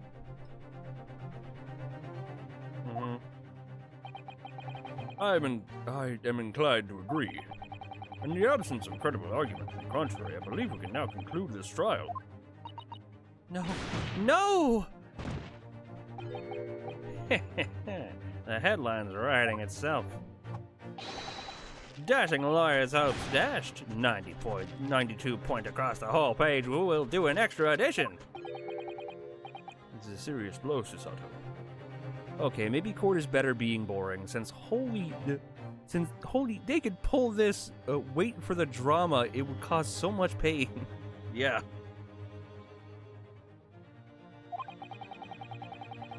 Unless we're able to identify the true culprit and substantiate our claim with evidence, the judge will give us ruling. The trial will be over.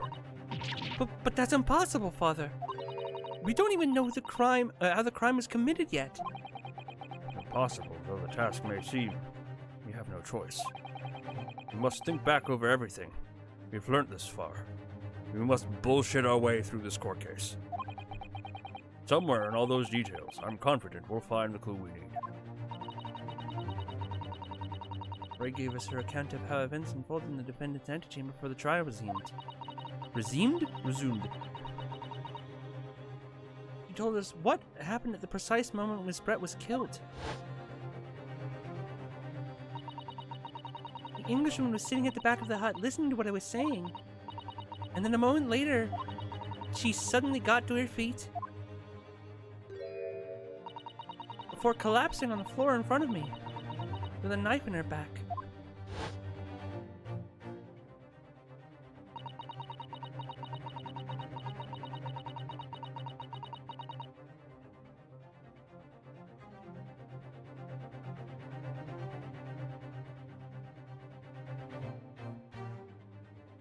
Not the RX vape.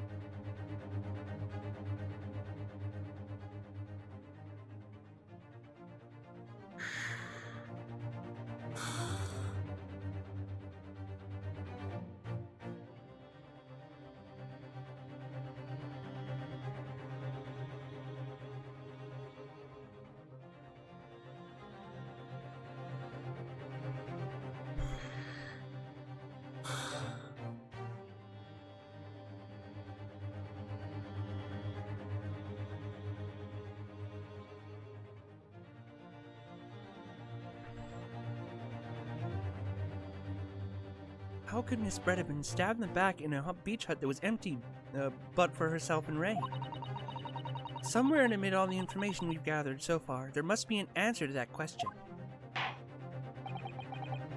I take it then the defense has nothing further to add. So the gallant yokel student's luck finally runs out. Can't say I'm surprised. In that case, I am ready to deliver my final verdict on the matter. The crucial turning point now. If I can establish what really happened, it's over. Where was the real culprit hiding? And how did he stab her in the victim? Yep, I know how. Objection!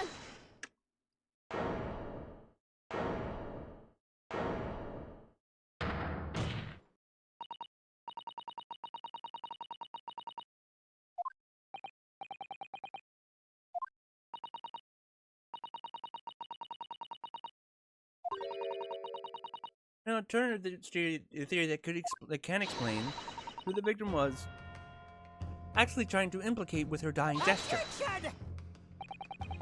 An alternative theory? None exists. Objection! There was someone else present at the scene who could have committed this crime. What? And the victim, Miss Brett, tried to reveal who it was to those around her at the time. By mustering all her remaining strength and pointing a trembling finger in the killer's direction. This is fiction, fantasy. Very well, as you seem so sure of yourself, Counsel, I am prepared to hear your alternative theory.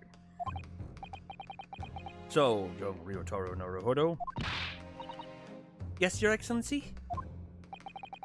you'll present your latest theory to the court by means of this plan. Where exactly are you proposing the culprit was concealed?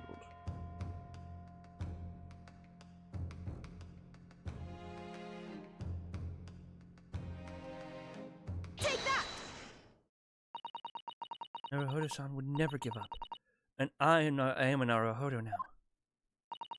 The true culprit who fatally stabbed Miss Brett was concealed in this location here. Are you mad, Counsel?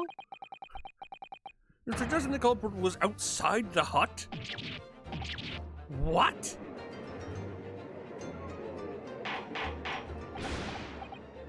Order, order, order! But the student lawyer Naruhodo-san Esquire.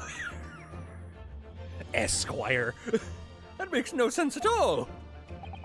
You just pointed out the exact spot where I was hiding to get my scoop snap. But I didn't see any suspicious individuals loitering about. I can swear to that. Obviously, if the culprit had been outside the hut, there was no way that he or she could have stabbed the victim who was inside the hut. Bullshit. Actually, prosecutor, Chief, there is a way. And in point of fact, the defense can provide evidence strongly suggesting that is precisely the way Miss Brett was killed. You're bluffing. You're bluffing, you yokel. The defense assertion is clearly too fantastical for the court to comprehend. You will need to give us more guidance, counsel. What piece of evidence corroborates your theory that the victim was stabbed from outside the hut? Now, is it the crime scene photograph? Or is it the incriminating photograph? I think it's the crime scene photograph. Take that! The original photographic print of the crime scene? Yes, it's clearly visible in this print. The trace of the fatal thrust that was delivered from the outside the beach hut. Do you take us for fools? There's no hint of any such thing. I'm not sure that everyone present would agree. Someone, at least, appears to have noticed what it is that I'm referring to. Bitch. Counsel, once again, I must call on you to be explicit for the court. Where on this photograph is the trace of the stabbing, where you claim took place from outside the hut?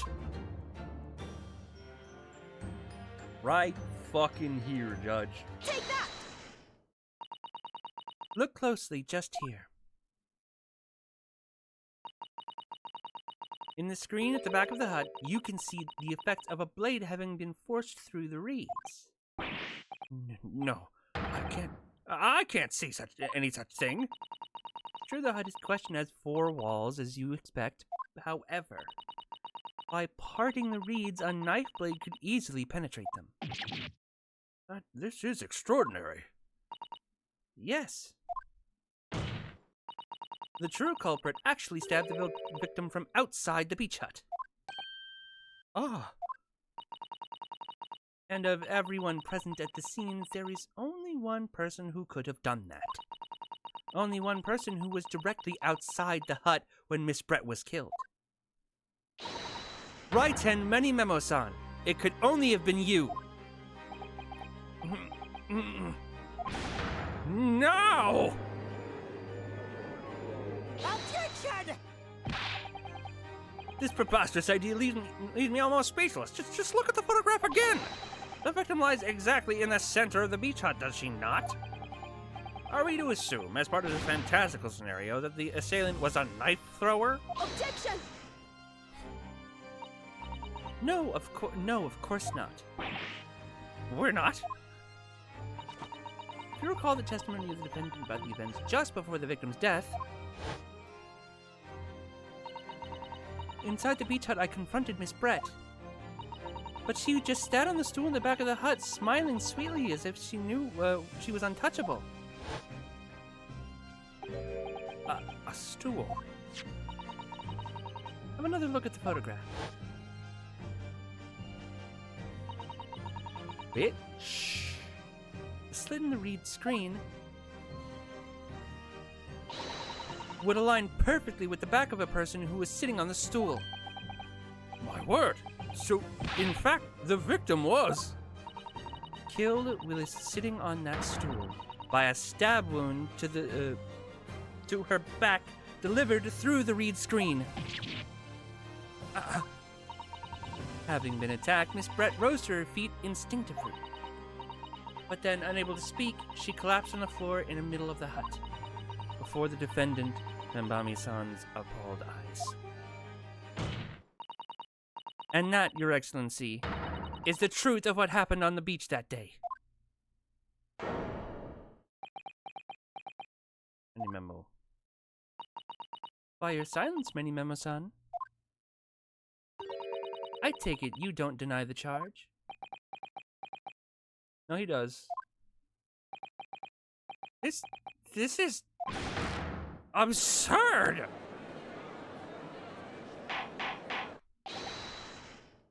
That will do. It would appear that we have a tacit admission of guilt from the witness. Accordingly, this court has successfully established the truth of this matter, which means the defendant, Membami-san, is innocent of the crime. Oh, thank goodness. Finally made him cave. No, this can't be. Yeah, Ouchie clan can't. What of my growth? My growth of hope! It wasn't all an apparition. I can't accept this. I won't! I see no reason for the continuance of this trial. I therefore make a move to conclude the proceedings by...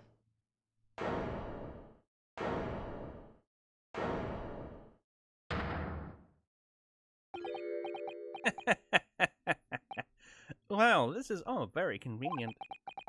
This is the highest court in our mighty empire delivers justice, is it? Suppressing well-meaning citizens' freedom to speak and branding them as criminals. But we've established the victim was stabbed from outside the hut, through the reed screen walls. And no one but you was in the place at this time to have his hand on the hilt of the blade. It's perfectly logical deduction. So your argument hinges on the location of whoever stabbed the Englishwoman, does it? Well, it seems a little irrelevant now. Irrelevant? Where she was stabbed, how she was stabbed. Doesn't matter. I mean, whether she was stabbed at all makes no difference if you think about it. After all, trial's already shown the whole thing hinges on something else.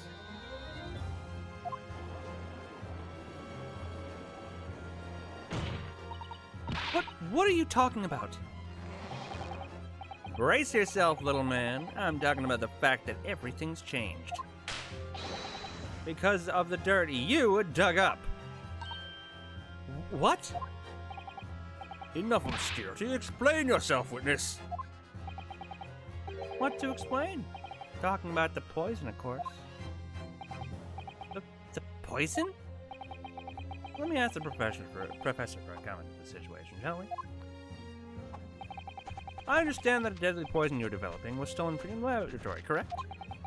And it has been shown that the poison was administered to the victim, Miss Brett, is that right? That is correct. The unusual constriction of the victim's pupils are a sure sign that particular poison was used. I see. So, presumably, that means that the victim already had the poison in her body before she was stabbed? Given that her pupils were clearly constricted, it seems highly likely, yes. If she had been dead already, the poison could not have circulated in her blood.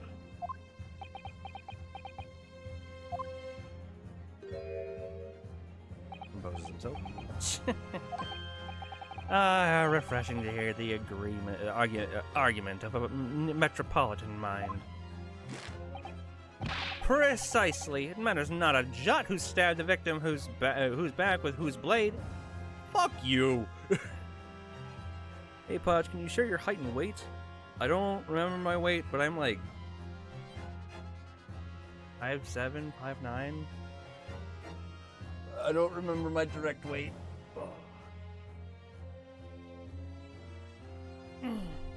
I think it's like somewhere in the low 200s, which is bad for someone of my height and musculature.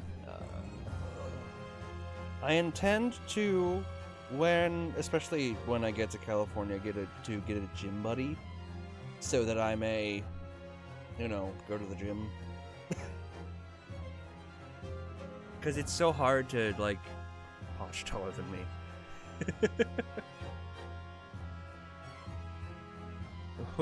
How tall are you, Bada?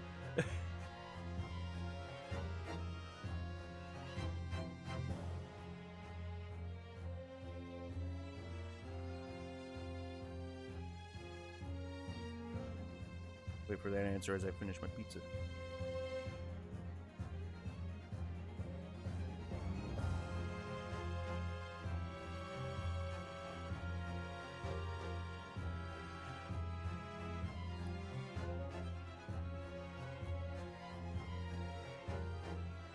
I recall Potter at the same height as Snake. I do remember Snake being the shortest. Isn't 7'9"? I said 5. If I said 7, I meant 5. 5'7", 5'9", you know, somewhere around that range.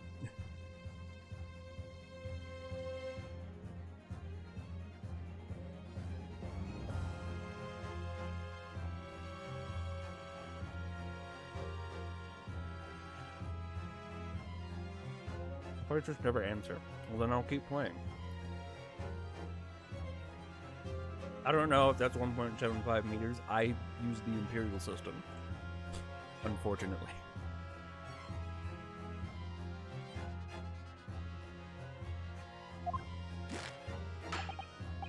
Because quite simply, the Englishman's life was taken not by the knife, but by the poison. 'Tis, I just checked. Ah. Cool. Objection! But that can be explained by the poison being on the blade, as I already... Objection! Forgotten already, have we, Yoko? During these very proceedings, the laboratory of the professor at your side assisted in proving that the blade of the weapon was used to attack the victim has no trace of poison on it whatsoever.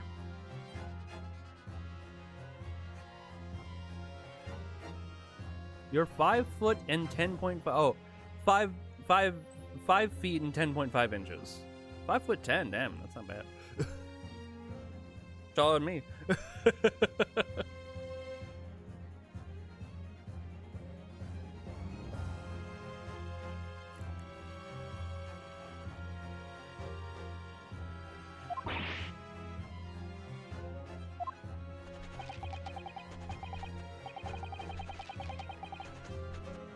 So let me get this down. The facts, as skillfully established by the defense in this trial, turned out to be the headline making a red herring. Is that about right? Well, Ah!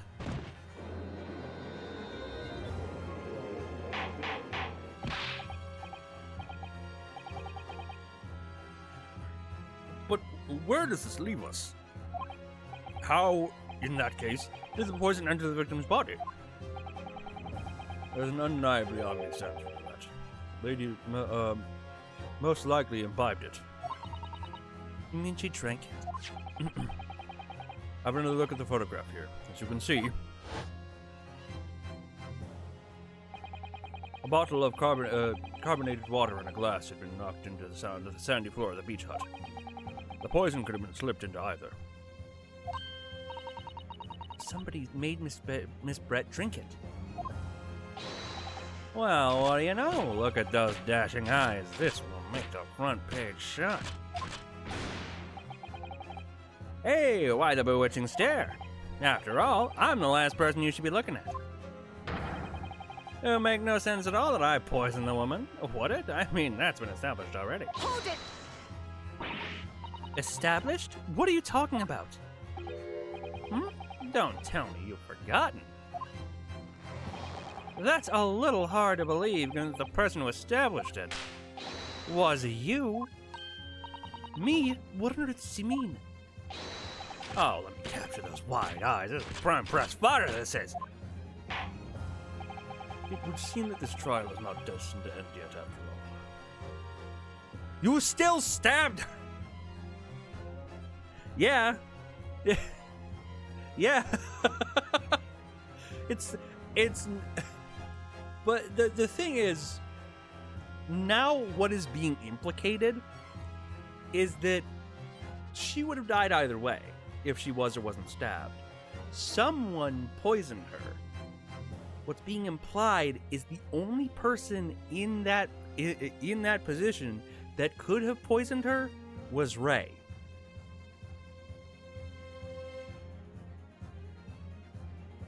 And that's what's being established here.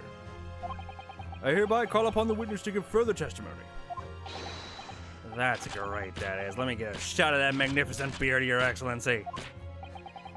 You claim it to be impossible you were the one to impossible to Jesus Christ. for administering the poison to the victim. You will establish to the court in your testimony the basis upon which you made such a claim. I'm a journo and I'm a man. I've never tried to run or hide from anything in my life. And I'm not about to start now because that's many-memoism. For a brief moment, I thought I'd illuminated the truth, but slipped right back into obscurity again. Just where is this trial going to take us?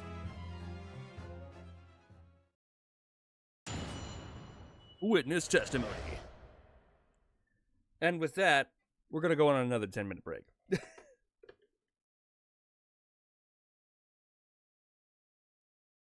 Gonna go on one of our usual 10-minute breaks. So I suggest you guys go get a snack, go get a drink, go to the bathroom, stretch your legs, feed your animals if you have any need to be fed. If they need to be fed, and also let them out. And as always, we'll have our good friend Sora running the stream while we're gone. Never tried to hide anything. He says as he tried to hide that he stabbed her. He said he's never ran or hid from anything, or hid from anything, I think is what he's trying to say. But I will see you guys in 10 minutes.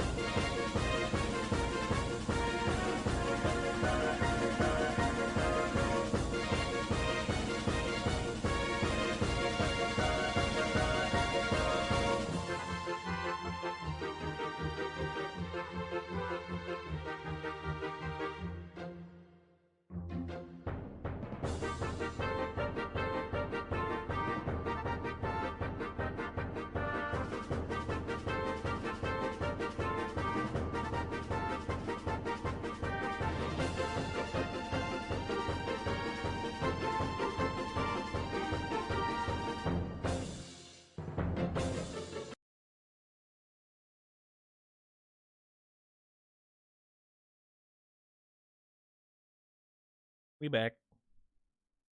Time to find out his testimony. Give me a second.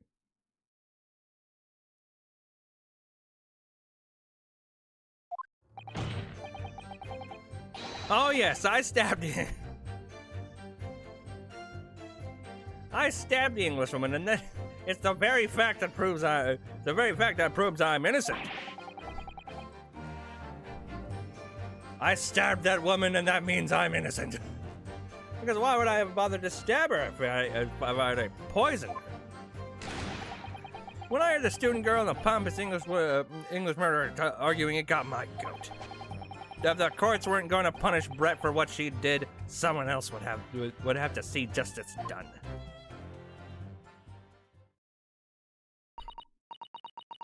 So, you admit it then? That everything that happened as I described?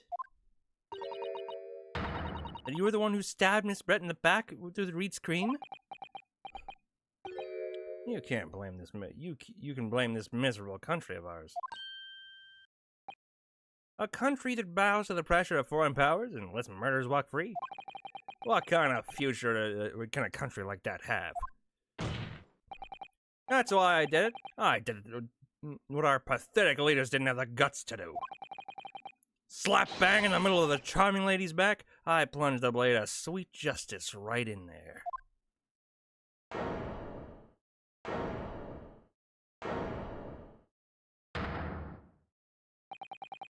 As someone who spends his life seeing the truth that's told, I feel really, really awful about giving false information in my testimony before. Yeah, I feel really, really bad. I feel really awful. I'm crying on the inside. Fuck you. But as it turns out,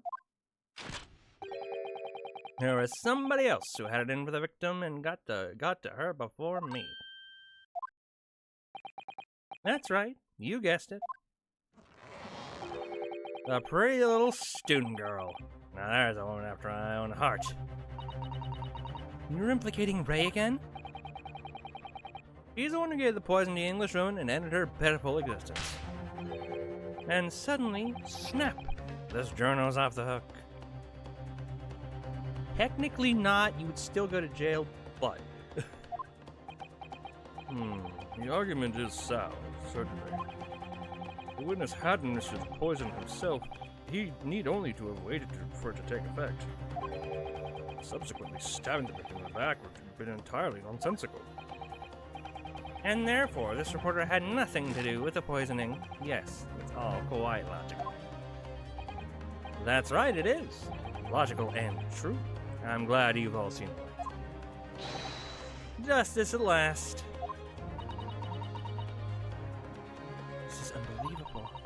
And after I'd made so much progress in proving his guilt, is he going to get away with it now?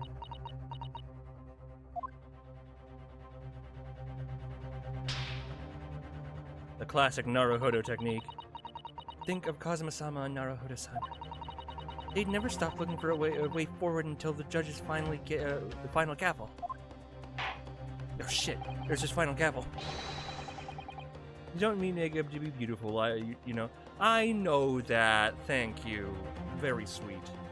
I know that I don't need makeup to be beautiful, but I do want to look a little bit more pretty, on stream on some of my fem days, I have, as I said earlier, I bought some makeup over at Amazon. It should be here tomorrow, so I can probably test it out a little bit, and also watch some tutorials on how do. But I like eyeliners. Yeah, I bought an eyeliner. I bought eyeliner and eyeshadow. Two things I don't have to worry about. So one of the things that I was that yesterday I was struggling with was drinking with lipstick on, so I didn't fucking ruin the lipstick. And I was like, basically all of these other makeup, I don't have to worry about drinking or eating with. You gonna do a stream makeup tutorial? No, I don't know how to. I don't know how to do that. I will watch makeup tutorials on how the fuck to put on this makeup, so that I don't look foolish. Thought it looked like a fucking idiot who put on clown makeup.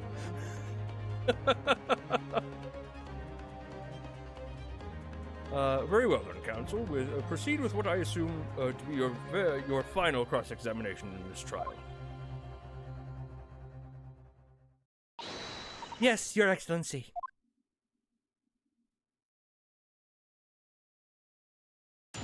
Cross-examination. Complete innocence. Again.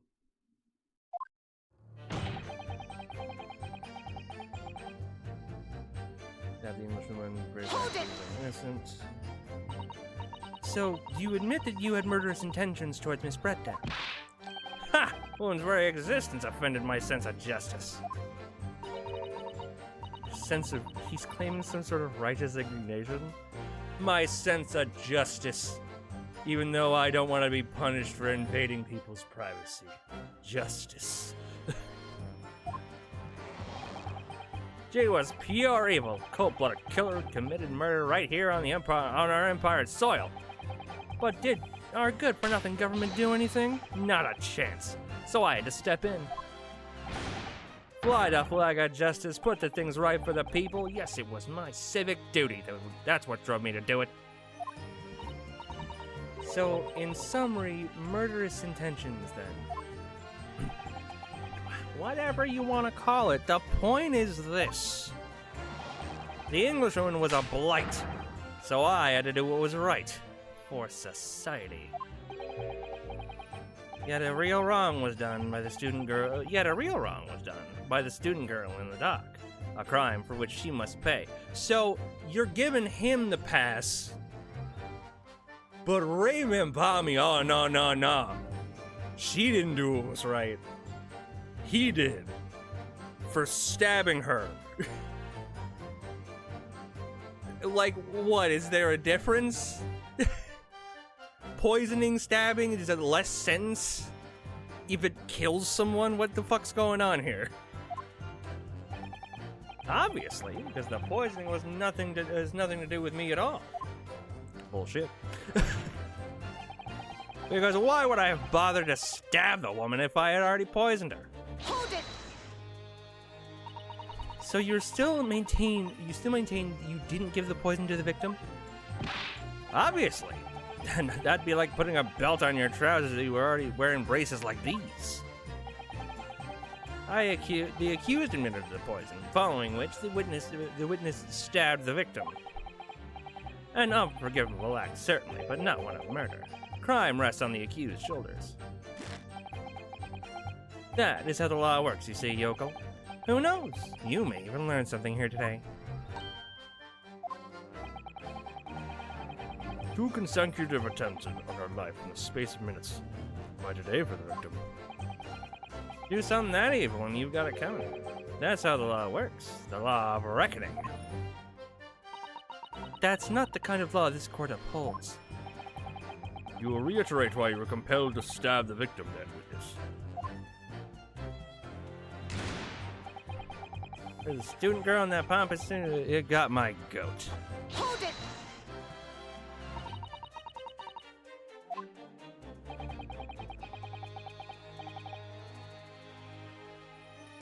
Uh-huh. You previously said they were arguing about the poison.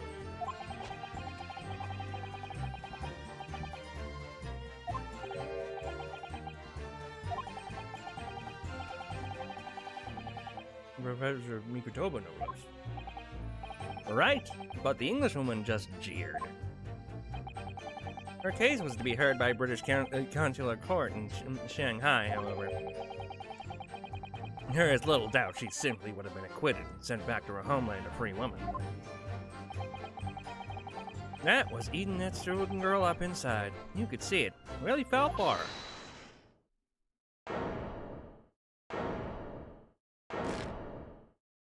I knew it.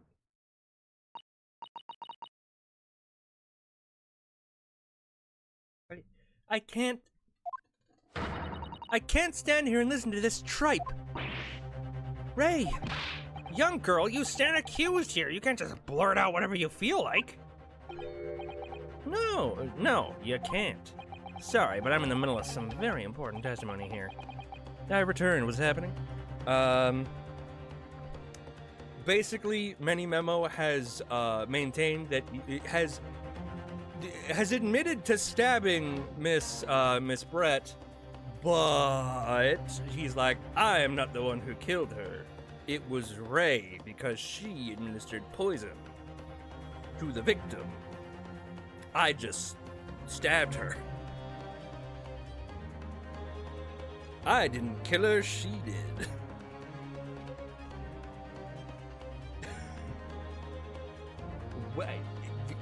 Whatever, I guess. We're really trying to acquit Ray here. We're not trying to prove his guilt. We're trying to acquit Ray. And everyone's blaming Ray for what she didn't fucking do. Just keep quiet and listen. But this awful man is making all of this up. Sato, please, you have to make him listen. Turn to the docket once, Mamami-san. We're in the middle of cross-examination. Hold it! Your Excellency, please, I implore you. This journalist is clearly not a trustworthy witness. Exactly, he's a filthy, rotten, black-hearted, bigoted, great peeping Tom. Dirty, great peeping Tom. Whoa, take it easy there. Please, I really think the court should hear what the defendant has to say. Your Excellency, I see no need whatsoever to entertain the accused's remarks. Because that would make me possibly lose this trial. I will grant the request of the defense. But, Your Excellency! This is likely to be the final cross-examination of these proceedings. As such, I believe I would be ill-advised to stifle the defendant's obvious concerns. So, whilst recognizing this contravenes a regular protocol, I hereby call upon the defendant to speak. Oh. Thank you so much, Your Excellency.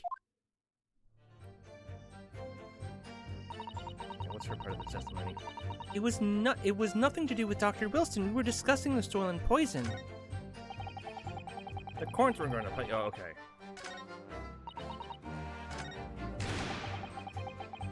Oh, yes.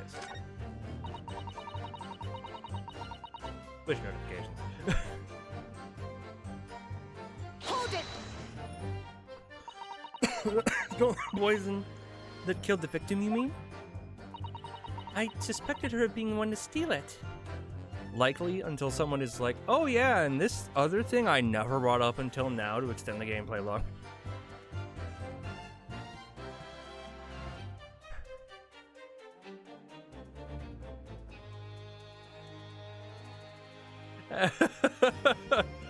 to put more weird twists and turns in this fucking case. And maybe possibly introduce more wild characters. I mean, just think about how she killed Dr. Wilson. That's true. Additionally, Miss Brett certainly had the knowledge of the new poison. But surely it would be no easy task to steal a highly secret toxin being developed for the government. You'd be surprised. Judging by the fact that our own government fucking leaked confidential plans to a press person on complete fucking accident. Yeah, it's more likely than you think. Indeed, all visitors to the laboratory are thoroughly searched when they leave. If the thief managed to avoid being seen by myself or a colleague, getting the poison out would be very difficult. That's true. I pestered Professor Mikotoba until he agreed to show me the poison when I visited his laboratory. But as I left, I was searched from top to tail. Miss Brett rather bluntly revealed the existence of the toxin we were developing, you see. And since Sasaki-san expressed such an interest in it, I felt unable to refuse. Obviously, I gave nothing away, other than the fact that it was an extremely potent substance. I'm very ashamed of myself. It's just that I've had a singularly terrible experience with a deadly poison. Yes, you have. I wanted to look my old enemy in the eye. Surely you can understand that. To find out if my suspicions were true, I confronted Miss Brett about the poison. I told her if there were to be an incident involving it somehow, it wouldn't just be the university. The military would be dragged into it. The whole government even. It would be a complete disaster. That's what she was intending. And how did Miss Brett respond to your concerns? She just curled those beautiful lips of hers and said she didn't know the first thing about it. In English, actually. Ah, yes. Minnie-Memo-san. One small question, if you don't mind. I do mind. Can't you see I'm busy? Clearly you were outside the beach hut listening in whilst the defendant and Miss Brett were conversing. Presumably then, it was you who wrote this article about what you heard? Exclusive. Deadly poison from Yume Medical University. Deadly poison stolen from Yume Medical Research Laboratory. Story was published this morning's editions of Shoyu News. Details are too accurate for it to be written by anyone else. Sorry, don't know what you're talking about. Yes, look at this. The entire article is almost what I said to Miss Brett word for word. Well, Minnie-Memo-san? As a journo, and as a citizen of a free country, I don't have to reveal my sources. It's a founding principle of Minnie-Memoism. I was clearly right about this. The reporter did write that article. He based it on what he overheard from outside the hut.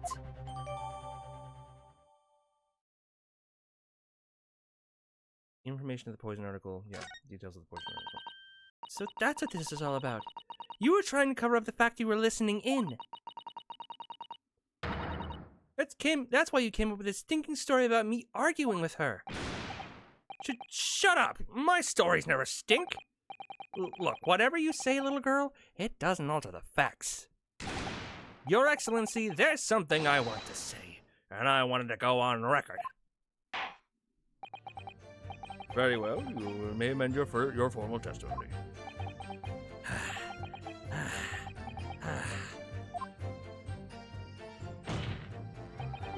The point is, if you'd poison someone, there'd be no reason to then go and stab the person as well.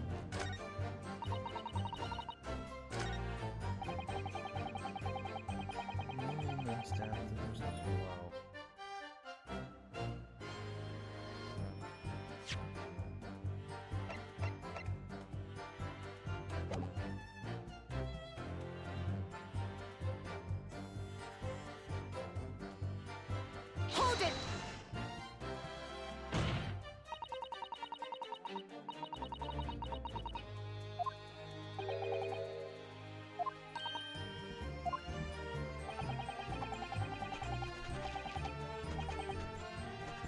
That would be like pouring pepper on your Chinese ramen before you even taste it. Completely reckless. Although it might surprise you to learn that I am a bit of an impetuous pepper pourer as it happens. Once the victim had taken the poison, she would have been only minutes away from death. And yet, this man then proceeded to stab her in the back as well. There has to be a good reason for that.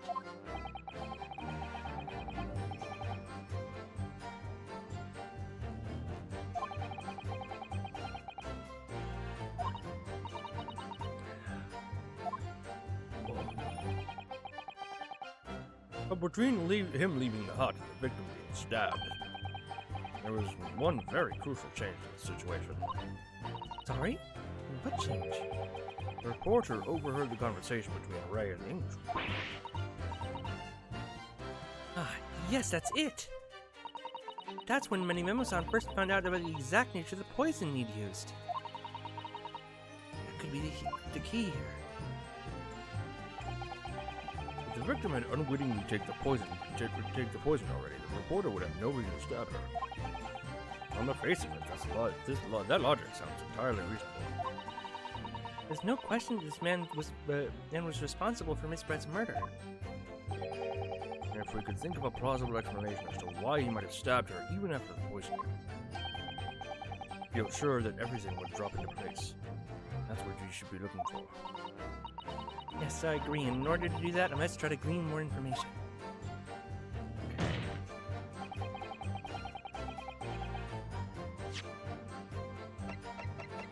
Take a look at some of these things. Look at the knife. Oh yes, this must be the victim's blood. Oh dear, blood is never a pretty sight, is it? I'm having to fight the urge to Run under a hot tap and get it clean. You've always been fastidious about cleanliness, haven't you? I think this is something else, Father. He's like, oh, you're always cleaning things. You're really a real stickler for cleanliness. And she's like, I don't think it's that. I really don't.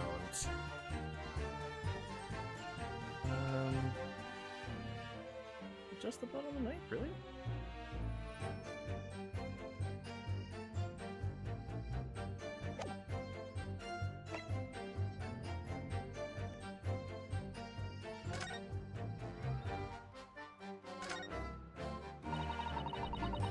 In a foreign language that I don't know. It's German. So your knowledge of English is going to be of little help here, I'm afraid. Couldn't you have just written medicine on it in Japanese? Then we'd all be able to read it. German is the international language of medicine, my dear. I didn't know that. That might be untrue now, but... but yes, I can certainly see the merit in labeling both the bottle in Japanese. I'm not sure medicine would be entirely appropriate.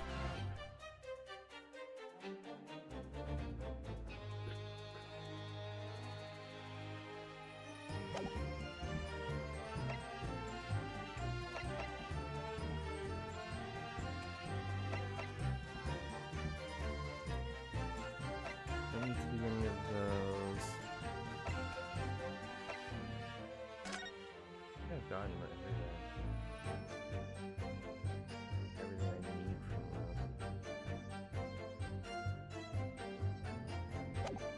Yeah, let's see.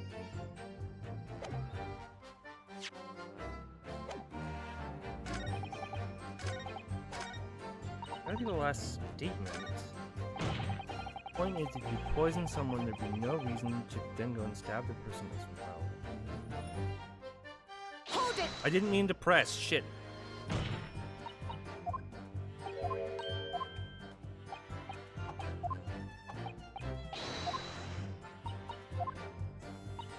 God damn it, every time.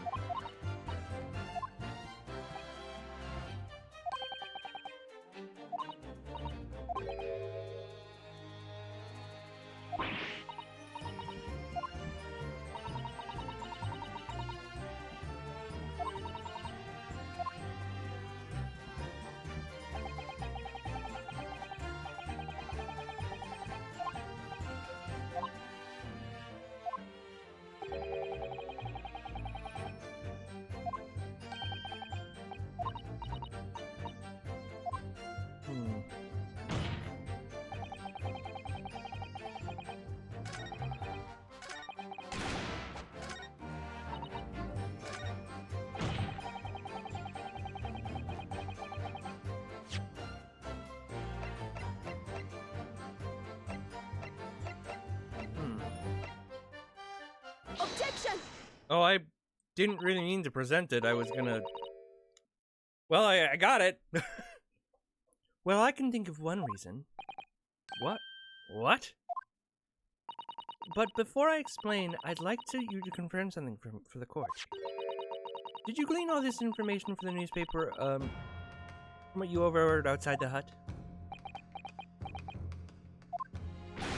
Of course he did. There can be no question of it.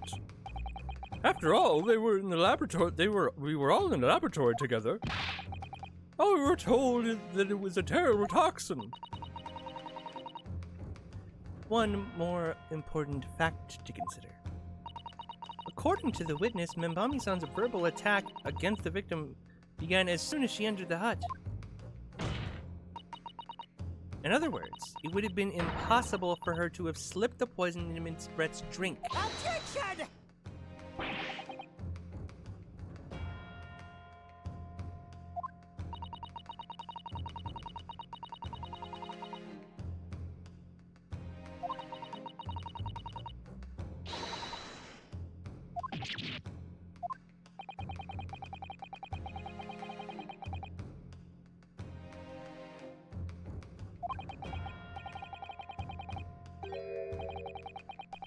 In fact, it must have been administered to her before Membami-san entered the hut.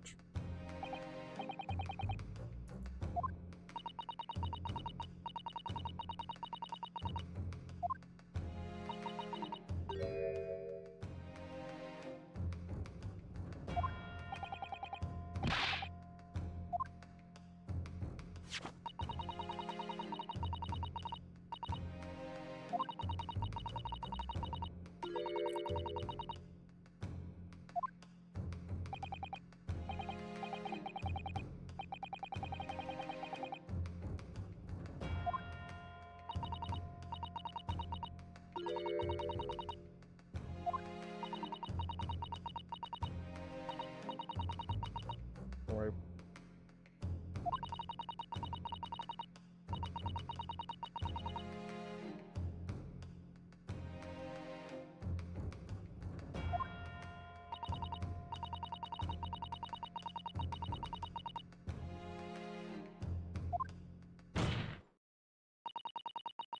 It reduced the number of suspects to only a handful of people.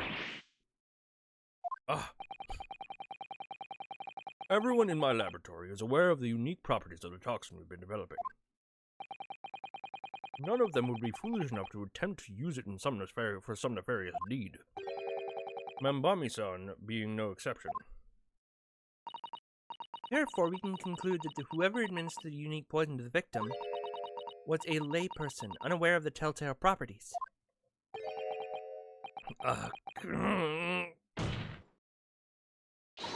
In other words, someone like you, Right and Money Memo. God!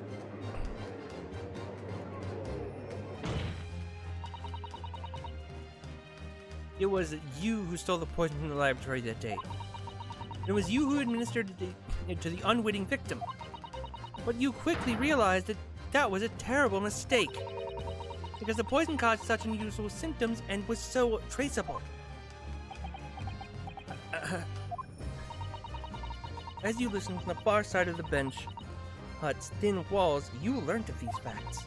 But you had already given the poison at that point. It was too late. You hatched a plan to disguise your mistake. Oh, Jesus Christ. Plan that involved stabbing the victim in the back of the green screen. Objection!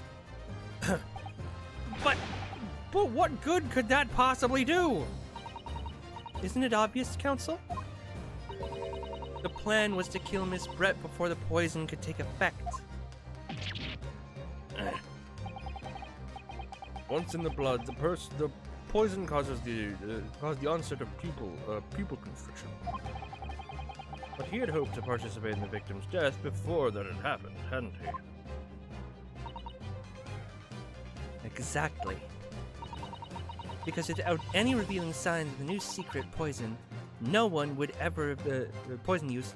No one would have ever have suspected. That is extraordinary. Yes, the effects of the person meant it would be too easily identified, so the killer had to mask its use, which he attempted to do by plunging a knife into the middle of the victim's back.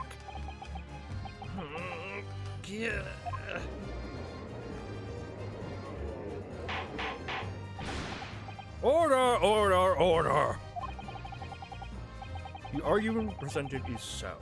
The court is satisfied that it warrants consideration. Does the prosecution have a counter-argument which is put forward? Well, there are a number of... yes, I counter completely. Objection! Hold on. Oh god, hold on. Oh god.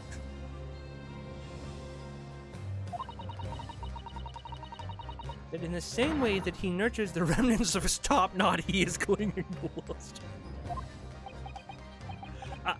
Lost hope?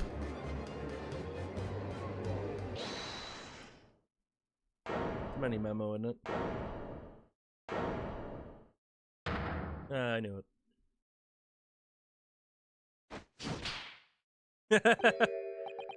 You pathetic, useless, fallen samurai! Fallen? Who are you calling fallen? My burgeoning growth is... I don't need a counter-argument. What are you talking about? It should be blatantly obvious. I stole the poison, you say. Gave it to the victim, you say. Stabbed her, you say. Lots of fine theories. But I don't need a counter-argument because you don't have an argument yourself. Where's your evidence? Yes, you make it all sound so possible, don't you? But without evidence, it means nothing. Whereas I base my news on facts. Yeah. Facts? What do you mean? Explain yourself.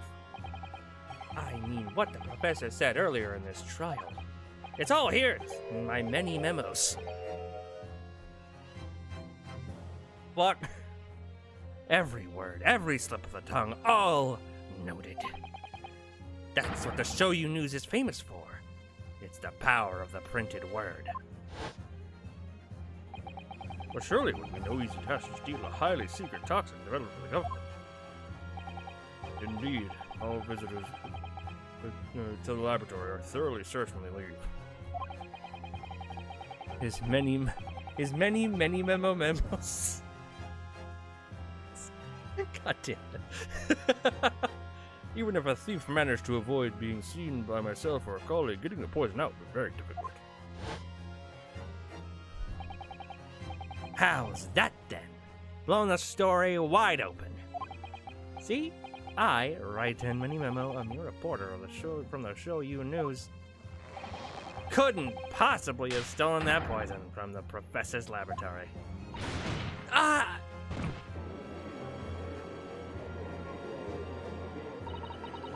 But there can't be any question of it. He must have stolen the poison that day. He stole it and used it to kill... That's the case. As you've identified, the poison itself is the definitive evidence we need.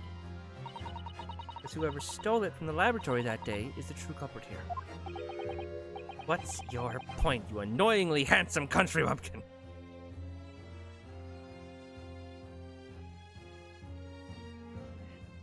Got something you need to tell us? My point is this. There is one way that you, Many Memo-san, could have stolen the poison that day. What?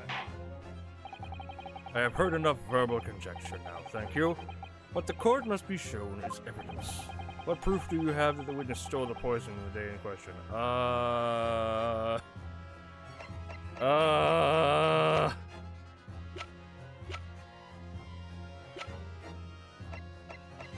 The pen! Because there's no liquid in it. He put the pen in it and went with the pen and poison. Ha ha! I've done it. I've blown this case wide open. Ugh.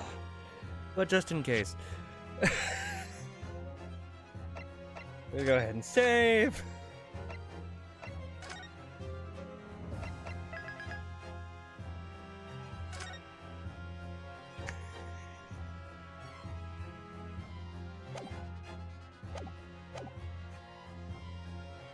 Take that!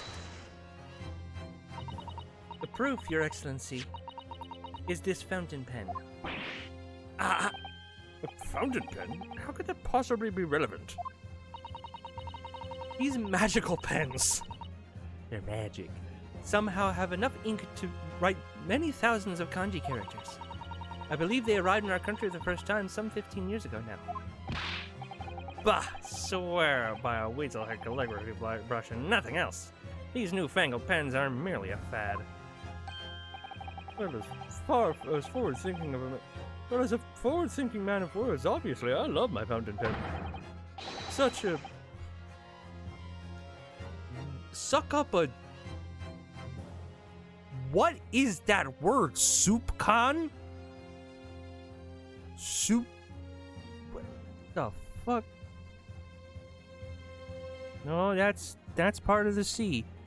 Suck up a whatever the fuck of sumptuous ink. And one's work is awash with words in the blink of an eye. That's right. Fountain pens have a small reservoir in the barrel, into which the ink is sucked up through the nib of the pen in order to write it later. What does all of this talking of sucking up ink have?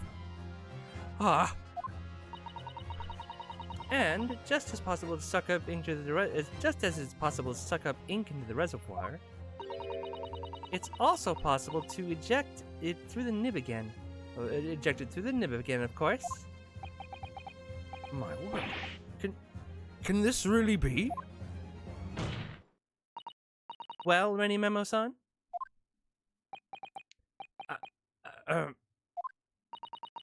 When you saw the deadly poison before your eyes in the laboratory that day, you used your fountain pen, your very lifeblood, to steal some of it, didn't you? By siphoning the poison up through the nib and into the pen's reservoir. God! Objection! More absurdity! That never happened! True, we've heard that there were procedures in place to prevent the thefts like this from the laboratory. But would anyone have thought to look inside a fountain pen of all places? No, I'm a little ashamed to say that for the fear of offending our guests, such a detailed search would not have been conducted. Well, this is quite startling, I must say. I remind the court that this pen was found in the clutches of the victim when she died. In other words, it was dropped at the scene by Renny Memo-san.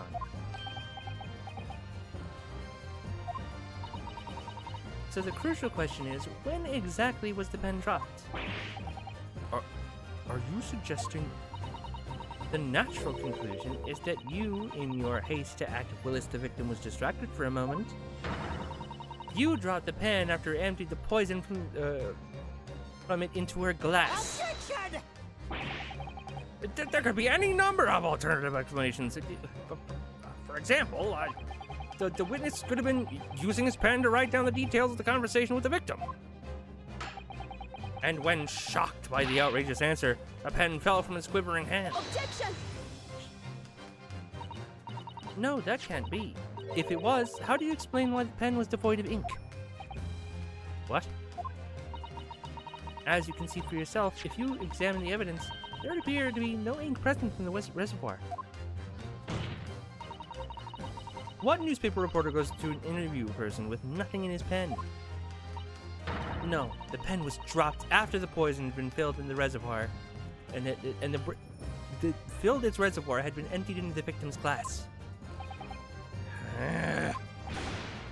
Witness, what do you have to say in your defense? What? This is how your modern justice system works, huh? What if in the ink the pen? What if the ink in my pen runs dry? What if my pencil snaps? I snap my pencils all the time, as you've seen. Oh my God, Wolverine! It's Wolverine! I'm gonna kill you, bub. I will always claw my way back into the game. I still have plenty in reserve. Jesus, he just threw the pencils. That could kill someone.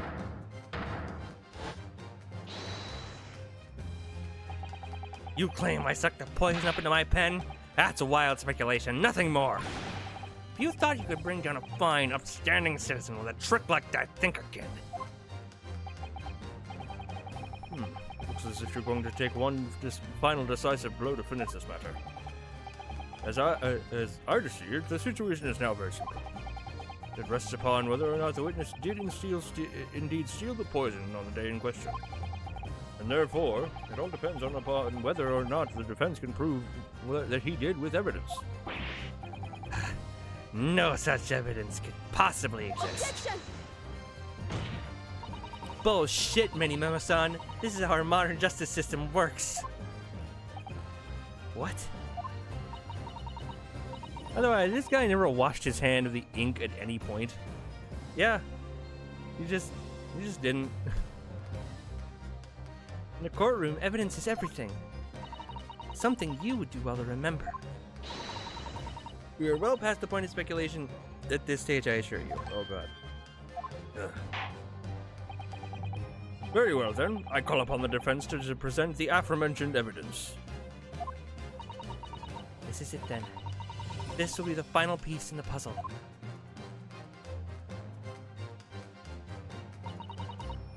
The defense can prove, by means of this item, that it was the witness's pen. It was used to, deal the poison. I assume it's the chemical reagent.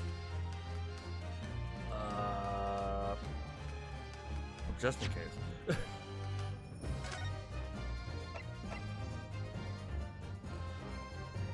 Save.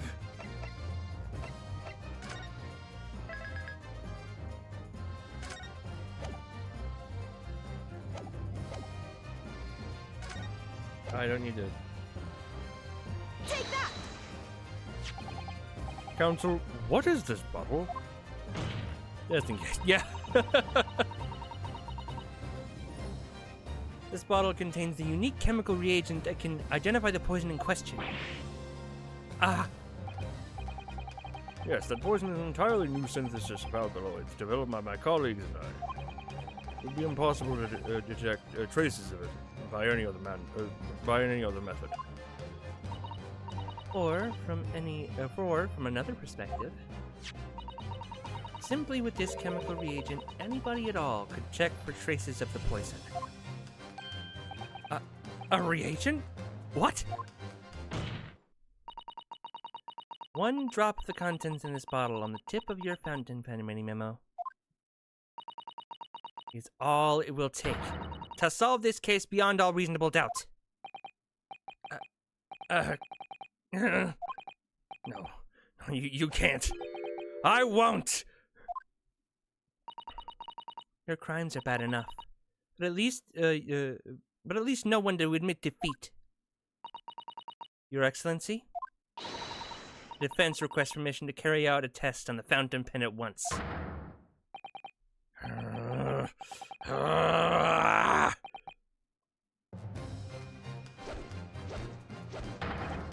This isn't my fault! The Empire drove me to this civilized nation. Foreign powers that took off arms with the mighty pen. I tirelessly justice rights. Many. Susato, with me! I fucking love this! Hi-ya! If you have not seen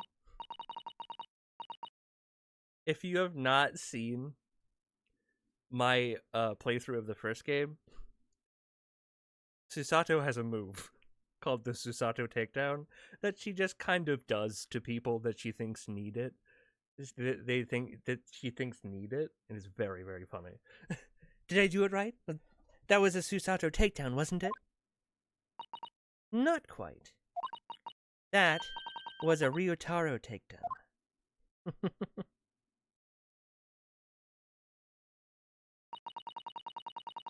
The instant the first drop of reagent touched the nib of the fountain pen, it was clear to everyone present.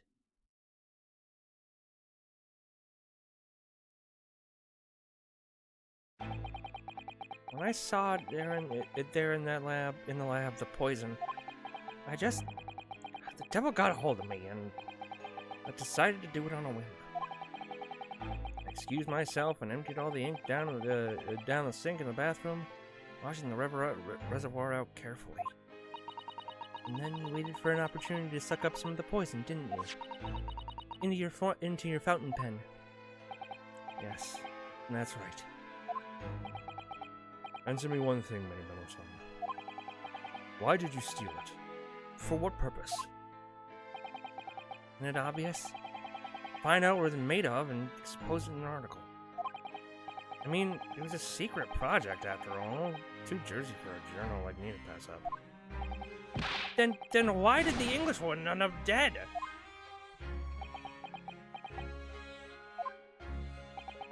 Went into that hut intending to quiz her on the situation. That's all. As a reporter. A known killer enjoying full freedom? Evading justice by leaving the country? I told her what I thought about it. And she just laughed in my face. Oh, what's this? A far eastern caveman purporting to practice journalism? Really, you must learn the difference between reporting and listening at doorways, you ignorant plebeian. What did you call me? This country, with its pretensions to a justice system, to free press, it's really very depressing. To see our superior ways in the West, yet you lack the mental capacity to emulate them. Get out of here, you oaf. Get out and crawl back into the cave you came from. Yeah, she's very racist. That's when I remembered. About the deadly poison I happened to have in my pen at the time. That lady's a bitch. Yes. Again, if you haven't seen my my playthrough of the first game, that lady is shown in full in the first case.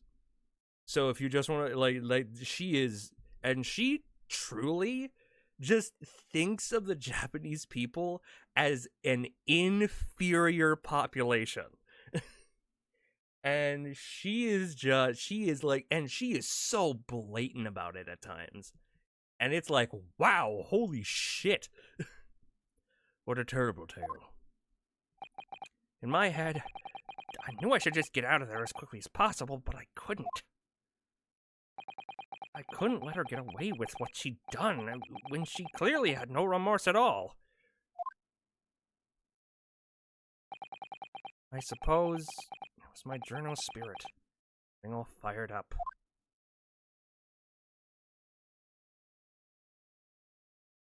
It's kind of rare to see someone this, like, actually ashamed of what they did. Of, this actually guilty about their crime. Very, very rare. I'd like to ask you something. Yes? You often talk about justice. But surely as a journalist, you could have used other methods to deliver justice you sought. There's no justice in this, and there's no justice in the press. Sorry? After that trial 9 months ago, I kept digging and digging to find out what happened in the courtroom. And finally, I discovered the truth. It was a cover-up, and that's what it was. That's what it was. A cover-up? What do you mean? I will remind you of your position, witness. Be careful of what you say. Oh, come on. Doesn't it strike you as strange? When we're suddenly not allowed to convict a foreign national, consular justice should never have come into it. And yet that puffed-up Englishwoman was going to sail away to into the sunset a free woman. The only possible explanation is that behind the scenes, some deal had gone down between Britain and Japan. What sort of deal? I've done my research, dug up all the dirt. It was all ready to be published. But you know what happened? The editor just tore the article up. He came under pressure from the government. If our government is going to let these criminals walk free, if they're gonna crush the free press, then what choice do I have but to see justice is done myself? Let's not forget, Minimemo-san, that you committed murder yourself and you tried to lay the blame at the defendant's door. I'm sorry, but you're no better than Giselle Brett. What? The truth is, you have no right to talk about justice at all.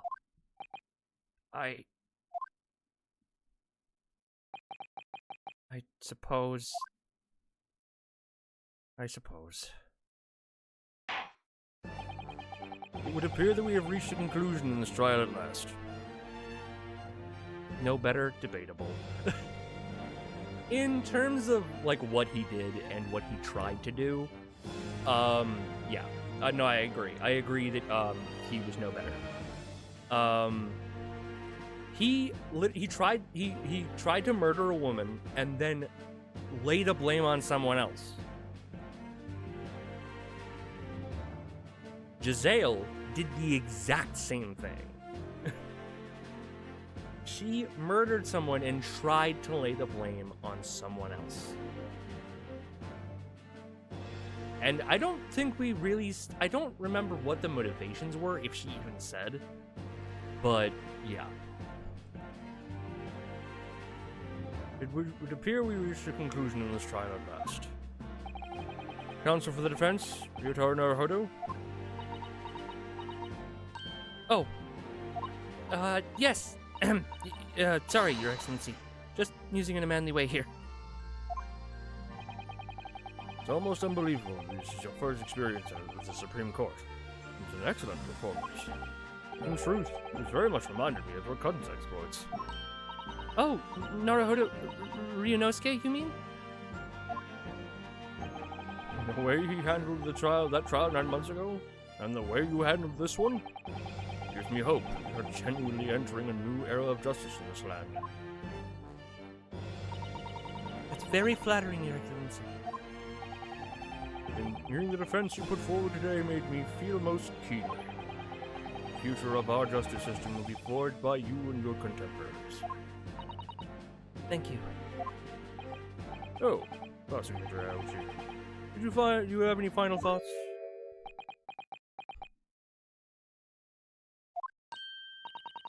Prosecutor Aochi?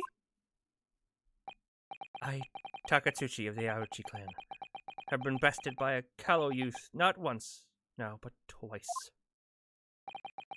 If there was any shred of my former self left, it is withered, died here today. Gosh, your journey to cultural enlightenment sure took a while, didn't it? Silence! Rather than living on in shame, I will end it all now with this blade. For that is the true path to Aochiism. Aochiism? Our hopes. One hopes that the only way in which he'll be modeling himself after the witness.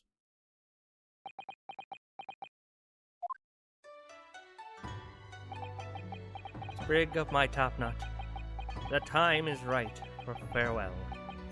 Hope is lost forever. Takatsuchi.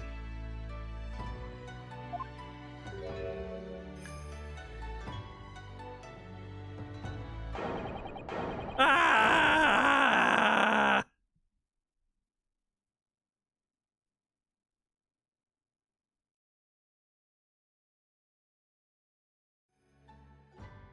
I love how beautiful that shot is.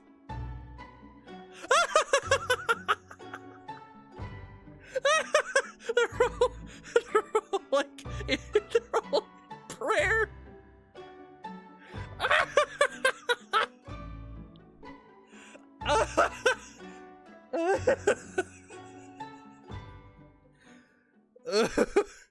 Oh, fuck. That's funny. Oh, Lord. Now, in regard to the defendant, Rei Membami-san. Yes, Your Excellency?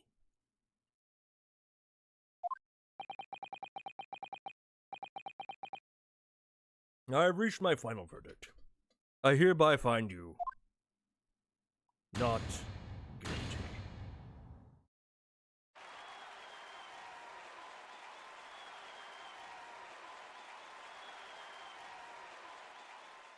I love that it's fucking Sakura petals.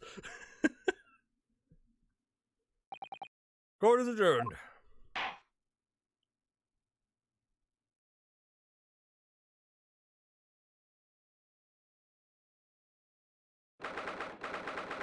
And you will find out what happens next after our next 10-minute break.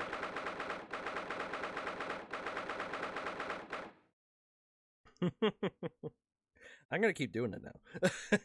This game is really good for cliffhangers. So we're gonna take our huge 10-minute break. So I suggest you guys go get a snack, go get a drink, go to the bathroom, stretch your legs, feed your animals if you have any, if they need to be fed, and also let them out. And as always, we will have our good friend Sora running the stream while we're gone. So I'll see you guys in 10 minutes.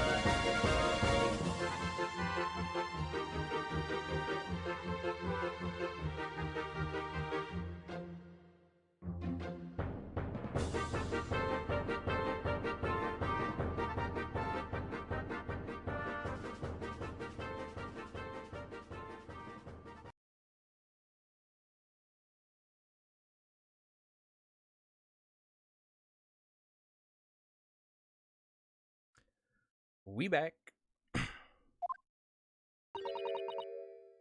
It's over.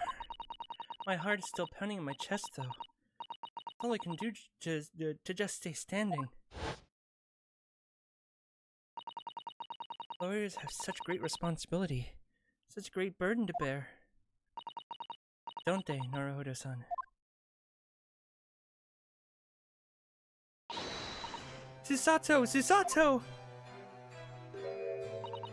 Thank you so much. You were so dashing in there. Ray and Father. Honestly, I'm so touched by everything you've... Oh no, I think I'm going to cry. It wasn't easy, but together we made it. I was on the verge of tears by the end too. The only reason I'm still here is because of you. Oh no, I can't take all the credit. It took courage to tell the truth in there. You did wonderfully, Ray, so I would... Has 1,000-yard traumatized stare. Oh no. Nick, what happened?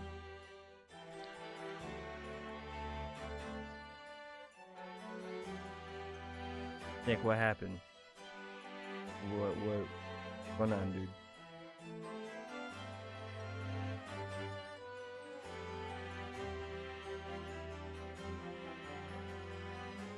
So I would have to say that the congratulations belong to you. Susato, don't be so standoffish. Sorry? So I played Silent Hill. Me and Pyramid had crossblades, but he would not go down. So I left. I could not overpower the power of his cakery. Also, I've seen some fucked up shit. You're playing Silent Hill. It's a series known for fucked up shit. We're friends, equals, and the trial's over. So no more of this formal super humility nonsense. It's time to celebrate with swagger, to throw caution to the wind. Caution to the... what? I'm a great defense lawyer, Ryotaro Naruhodo, and I'm taking you out to a milk bar tomorrow. Or something. Right, I see. I'll, think about it, Ray. I think I'm finally getting to the end of the games. So my PS3 corrupt PS2 games. I used PS2, the most Frankenstein ever TV on bed. PS2 on the shelf next to bed. Lol extender plug is also on the pillow. Also, the ASMR room in Silent Hill 2. That is all. I've never heard of that one, but oh god. Are you playing original Silent Hill 2 or like the new remake? I shall get you. The video, yes. PS2, okay, I got it. They don't have PS5. Oh, yeah, that would complicate things, wouldn't it? At any rate, you really knocked the wind out of that horrid man, and it felt so good. Yes, it was satisfying. It really was. Isn't there anybody else we could throw together?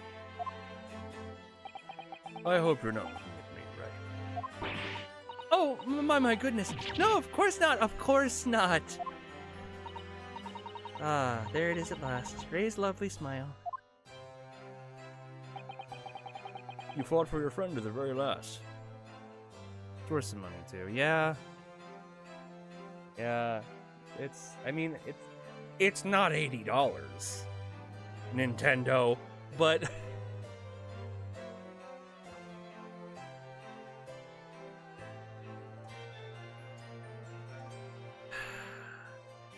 Nick, you know what? For you.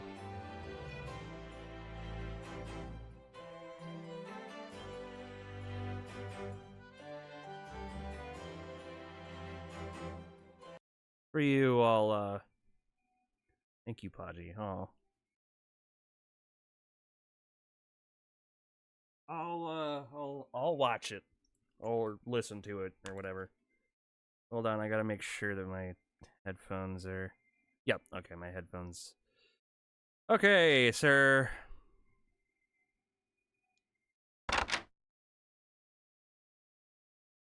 Okay, hold on.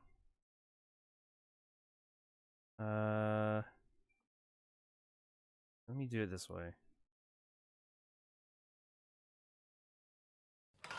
There we go.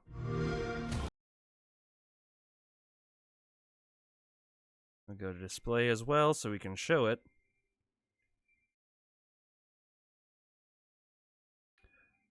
We'll briefly enter the void. Oh look, Oblivion Remastered. Destruction awakes. Find your own path.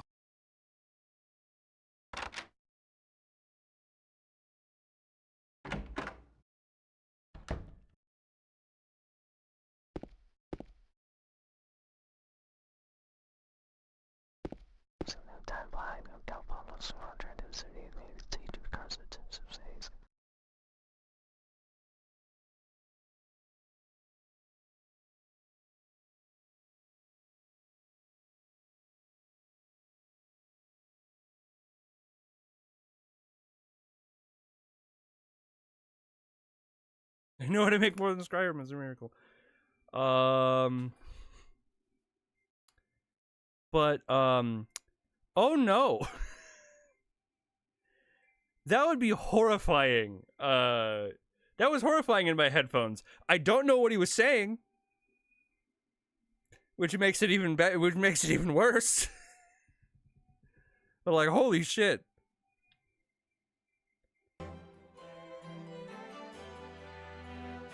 Sunny, very much just like that. Sunny?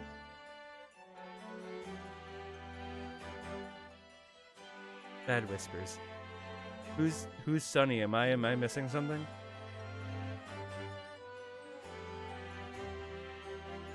Says bring me that cakery.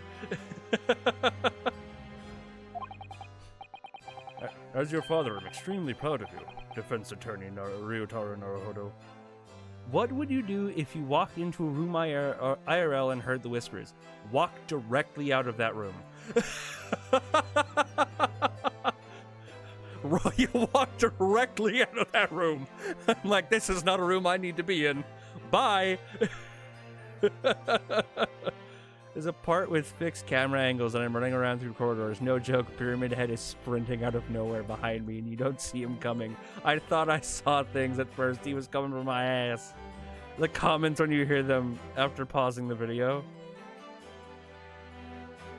The comments? The comments of the video? Let me see. When you pause the video but the whisper doesn't stop.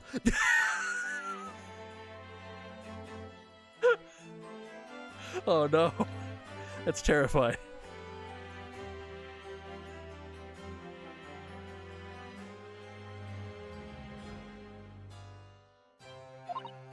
Thank you, but I couldn't have done it without your help. Anyway, it's time to bid farewell to Ryotaro, I think. I shall miss him in a way, but it's back to Susato Mikotoba now. So, I'll never see him again then? What a terrible shame. You'll just have to imagine it every time you look in your Susato's eyes. Also, a part in the hospital, you walk through the corridor, all you hear is very loud breathing. That's even worse. Yeah, a lot of the time nothing happens, but sometimes it does the game fucks with your brain. You can go back and clip it. Like when you when the stream ends, you can actually go back, watch the VOD, and clip it there. And I will absolutely highlight that clip. I've been highlighting clips recently, so that they can stay up on the stream. I've forgotten to do it for stream beforehand, stream before last stream, but I've been highlighting the clips so that they stay up, so that people can see what goes on here. What a terrible shame. What? Oh, hi. What? What is happening? Ah, Saseki-san and Inspector Hosonaga. I do hope you've been keeping well. Is that really you? Yes, I had to change my appearance for, well, obvious reasons, I hope. But it's me. This is not the breathing room. There must be multiple Verino. Chisato Mikotoba. Don't. So dashing, so divine. So dashing, so divine. No. Doubly dashing, yes, and devilishly divine. Just look at you.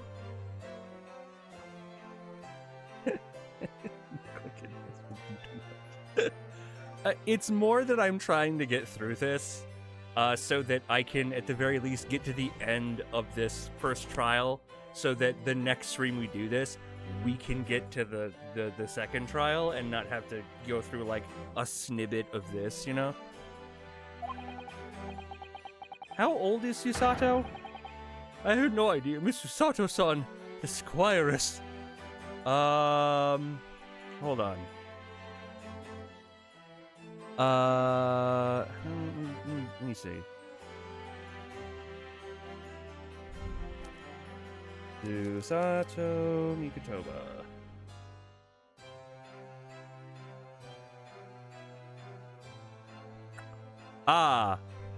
Documented age range, as recorded in court record profiles and case files. She apparently is around 16. In the Adventure of the Great Departure, which was in last game, and this only takes months after. It takes place months after. She's 16. She's 16 is what I'm saying. Yep. You were locum student Norohodo-san Esquire's cousin. Astonishingly astounding ace attorney. Poor Saseki-san, so confused. I still remember the first time I ever met him. He was in a prison cell in London. Yeah, he was a murder suspect. What an extraordinary conundrum it was, the unwitting student from Japan finding himself embroiled in. So, many people are saying the 16-year-old girl is a dashing man. Well, at the very least, Ray is her age. At least. You know? At the very least, at the very most, she's like maybe 17. You know, but like I think she's 16 or younger. So at the very least, it makes sense for Ray, but these grown-ass men. Unwitting student from Japan found himself embroiled in. But after Naruhodo-san's skillful defense of the Old Bailey, Saseki-san was free to return to Japan. Okay, we'll discount her friend, but everyone else, yeah. You also gotta understand that Japan is a very different country.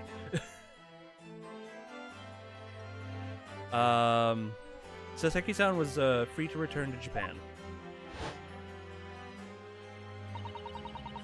And now he seems to have earned himself great fame as an author. I'm stunned. That's a truly impressive disguise. Even I had no idea, and I'm Chief Inspector of the Police Bureau who came up with Mr. Turtle, no less. Ah, yes. Mr. Turtle, the most expert disguise. I got till 2026 to finish Silent Hill 2, 3, and 4. That's when when F comes out. Not like I can play it in PS5. Wait a second. You say Brits are not okay? Japan made Silent Hill. They need a hug. They also made Resident Evil. So Resident Evil Fear. That's a scary thing. Silent Hill. I didn't care it was real. God help me. Yeah, they are very different games. Silent Hill, Resident Evil has a lot more of the like physical horror of like zombies and monsters, whereas Silent Hill is a lot of existential threats. They also have scary monsters, but existential as well. I'm not sure you should be admitting to that, Inspector. Amazing. You're a woman of many faces, I see. Just 2, really, and this was a once-in-a-lifetime event, I hope. Oh, I'm not a patch on you, though, Inspector. Well, I am a professional, of course. Put it like this, I have not heard noises in any game like Silent Hill. From what I've seen of those games, they're surely unique. I do worry about Inspector Hosonaga at times. I really do. 9 months ago, when he appeared at that Supreme Court, the Supreme Court to testify, he was undercover, disguised as a head waiter of a restaurant. And then on the steamship to Great Britain, of course, disguised as a sailor to keep us safe on the journey. Yeah, well, yeah, safe enough. That didn't help you, did it, Kazuma-sama? As a small child, when I found the demo of the first game, traumatized. I'd love to see Podge completely traumatize himself on Silent Hill's own stream. That's my plan. I do want to absolutely... My plan is to play it, not to traumatize myself, but I plan to play Silent Hill at some point. Silent Hill 1, 2, 3, maybe 4. After that, I think I'll, pass. Most of the other ones, from what I've heard, are bad. Good luck.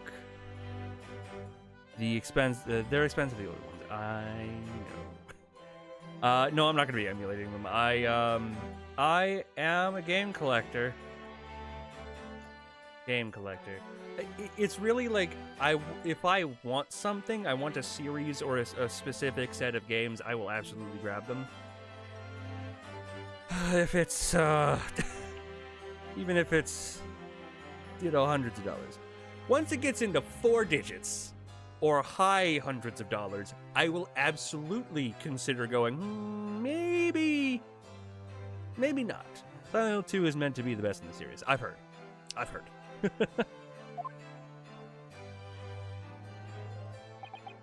From my perspective, I have to admit that I have mixed feelings about all this. I mean, now the truth has been lost forever. What do you mean? I'm talking about the murder that the Englishwoman committed at the end of last year. Ah, yes, it was the English doctor she killed, as I understand it.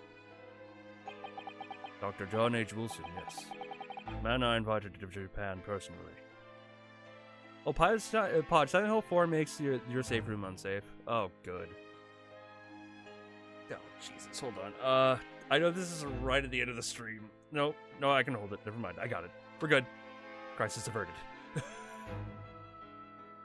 I don't remember what game I had, but it was Silent Hill 4 Easter egg, as you can walk around the safe room.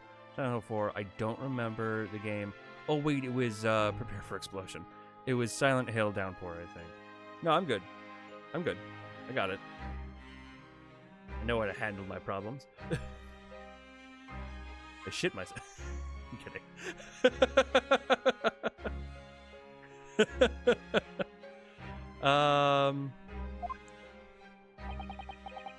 Mystery is, why did she kill him?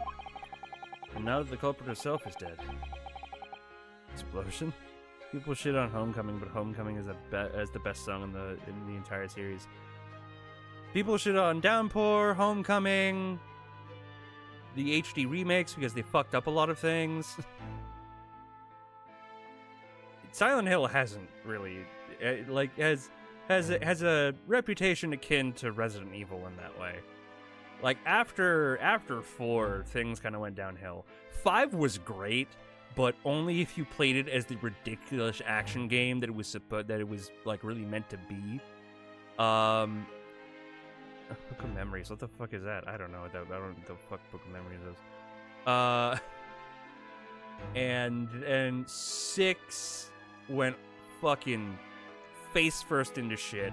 Operation Raccoon City was a fucking horseshit. Revelations has mixed reviews. Resident Evil 0 has even more mixed reviews. Go through random levels collecting things, my god. You probably never know the answer. On the voyage to Great Britain, we had a most unexpected encounter. It's Mr. Herlock Sholmes, the great detective, I mean. Yes, I remember Mr. Sholmes well, of course. Ah, my arch-nemesis. How lightly you utter his name. Well, according to the stories published about him in the Adventures of Herlock Sholmes, the detective once had a partner who helped him solve crimes. Best friend. And that was an acceptable doctrine of medicine. exceptional doctor of medicine by the name of John H. Wilson. What? Dr. Wilson? I just can't believe it's a coincidence. Hear the whisper on the toilet. Made a comeback with 7 and 8. Yeah, I've heard 7 and 8 are good.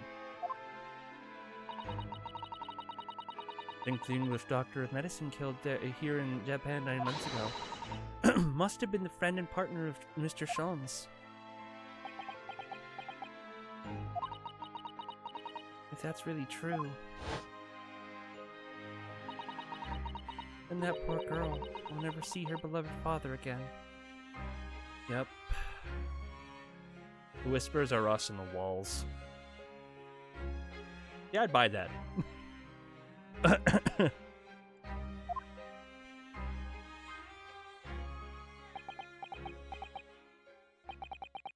As you know, I traveled to Great Britain once myself to study. It was around the time you were born. Yes, grandmother told me about it. On returning to Japan, I took it at my professorship at the Imperial University, Yuma University. I also serve another role, as an advisor to the government on diplomatic affairs. Yes, I was aware of that as well. In that case, I'm sure you understand that there are some confidential matters I cannot divulge to you. Could you just tell me one thing? Why did you summon me back to Japan? It's been 2 months now since I returned. When I left England, it was because an urgent telegram had arrived from Japan. I love how you was trying to explain about being more feminine as soon as you finished, someone came in and told you made a shorter came in and you made a shorter version of it. And people came in and be like, I'm feminine. Then someone else got in, who'll come in and you just share this room go, feminine. My dialogue on the walls be like, probably mother, I crave violence. Yeah,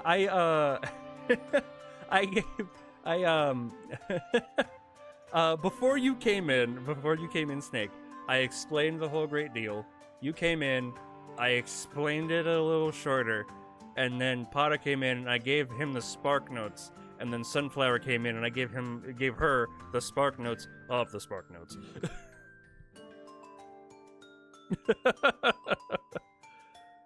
Echoey bellow of Ka. It said that you'd collapsed with a high fever and you were growing weaker by the day. What? Where did that news come from? That's what I'd like to know. Because after a long sea journey, I found you in fine health, Father. Oh, about that, I found a horror game that... Yeah, I remember you saying that last time.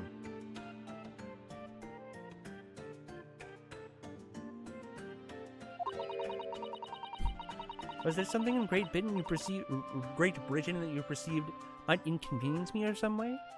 Or harm me? That's really the only explanation. It reminds me of an episode of Drawfee. Now, Sunflower. I know Drawfee. I haven't watched them in a long while. But that absolutely sounds like an episode of Drawfee. Imagine Podge just hears this from Walls Skibbity and just mashes the wall saying, Pada, where are you?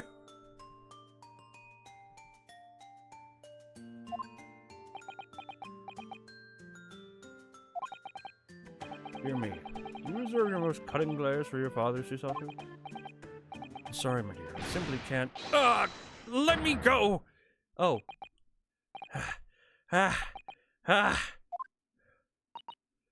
Many Memo-san. So, one throw wasn't enough for you. I've got one last thing to say before they take me away. Professor. Me? I know the truth. I know you had a hand in what went on. In that visiting student's fate. Visiting student? Giselle Brett, you mean? No, not her. The student of law who left for Great Britain 8 months ago. What? Student of law? He must mean Kazuma-sama. What are you talking about? What does any of this have to do with Kazuma-sama? Nobody here in Japan knows anything about it. They don't know the guy never made it to England, that he died on that steamship, and that he'll never. Ah!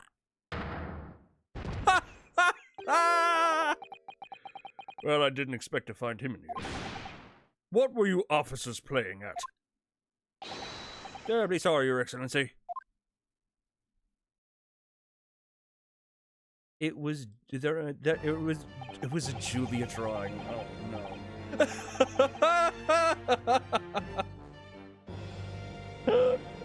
Oh no. Was it Julia is the one that draws characters from memory really bad, right?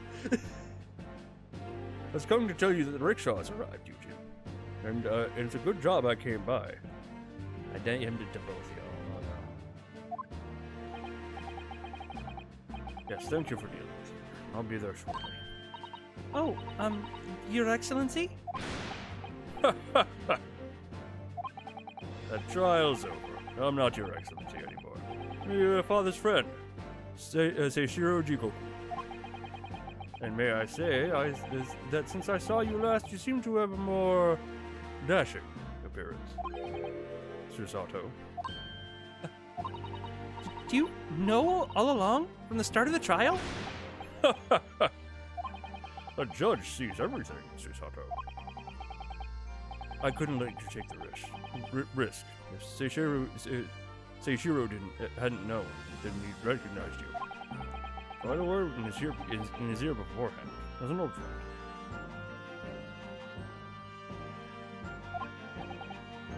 So Seishiro, shall we?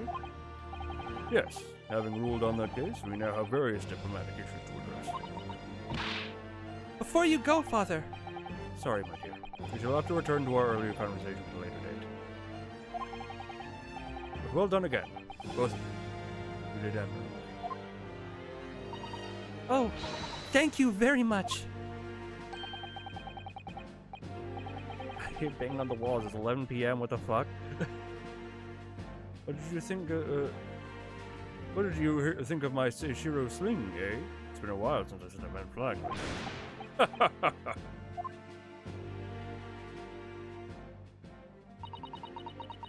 Whatever could Father be hiding from me? About Giselle Brett, about Dr. Wilson. And now it seems, according to the reporter, about Kazuma-sama.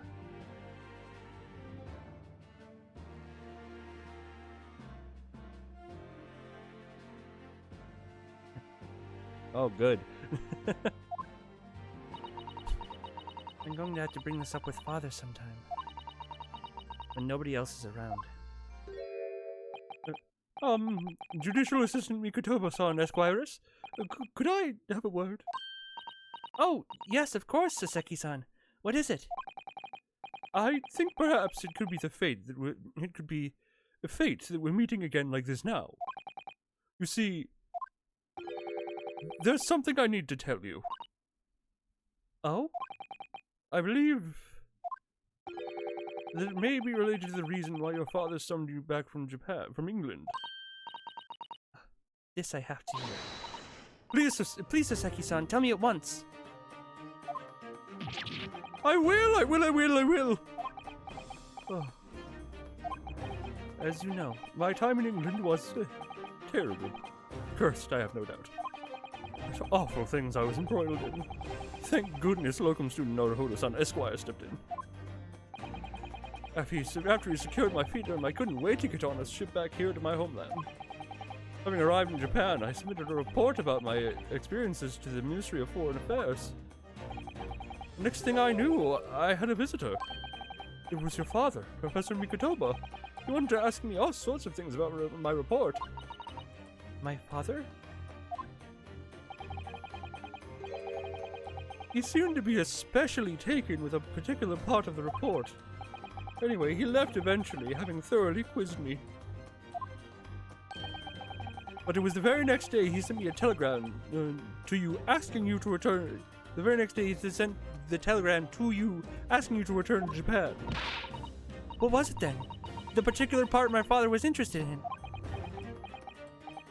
I don't really know exactly. But do you remember then? Those 2 terrible cases I was caught up in? For those of you who remember, we only had 1 case of Saseki. Why is he talking about 2?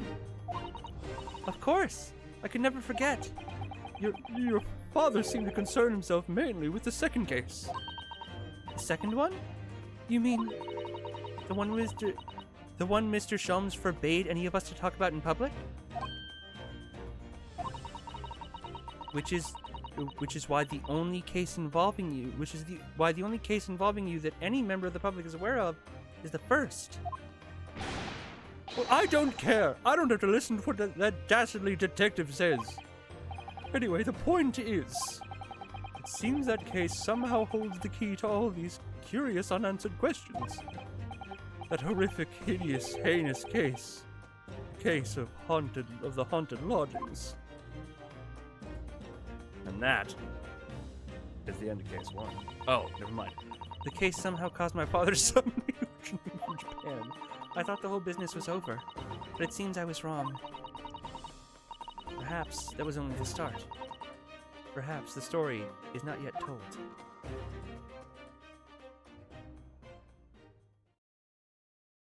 And that is the end of case 1. Never mind, we have a cutscene. So, the mystery of that English woman's death is solved, thank goodness. And having stood in the Supreme Court now, I think I can comprehend a little better. How you must be feeling as you fight for people's freedom in a foreign land, Naruhodo-san.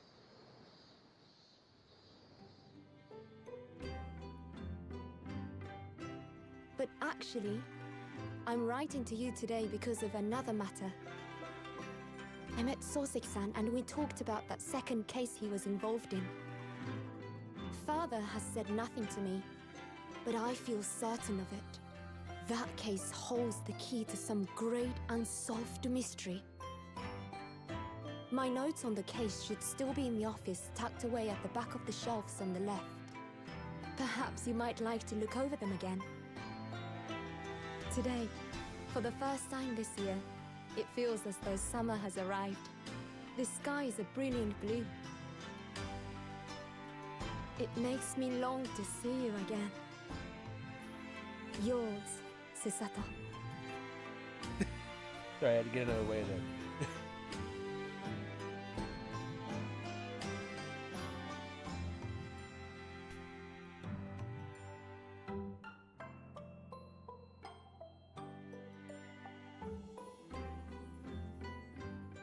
End. Oh, the end was behind me. Sorry.